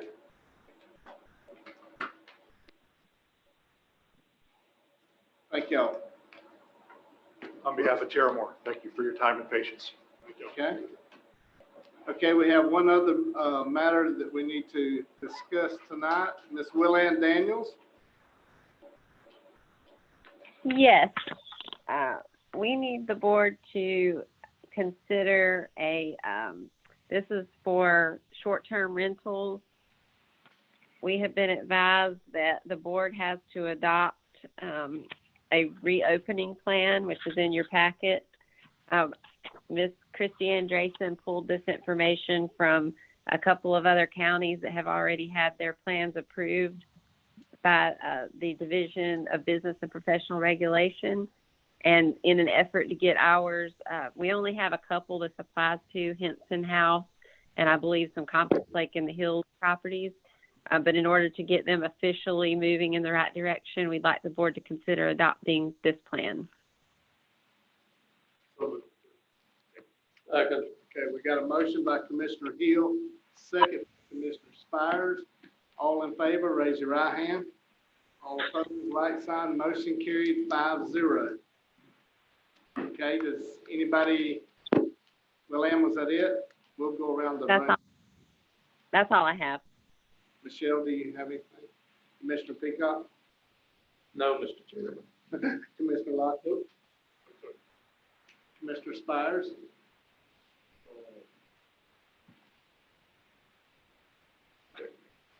Okay. Okay, we got, Mr. Rooks online, or Danielle, do y'all have anything that we need to address? We don't have anything, Chairman. Thank you. The sheriff, he's out, fine, okay. Okay, hearing, and I have nothing here, we'll see y'all next week. Motion, meeting's adjourned.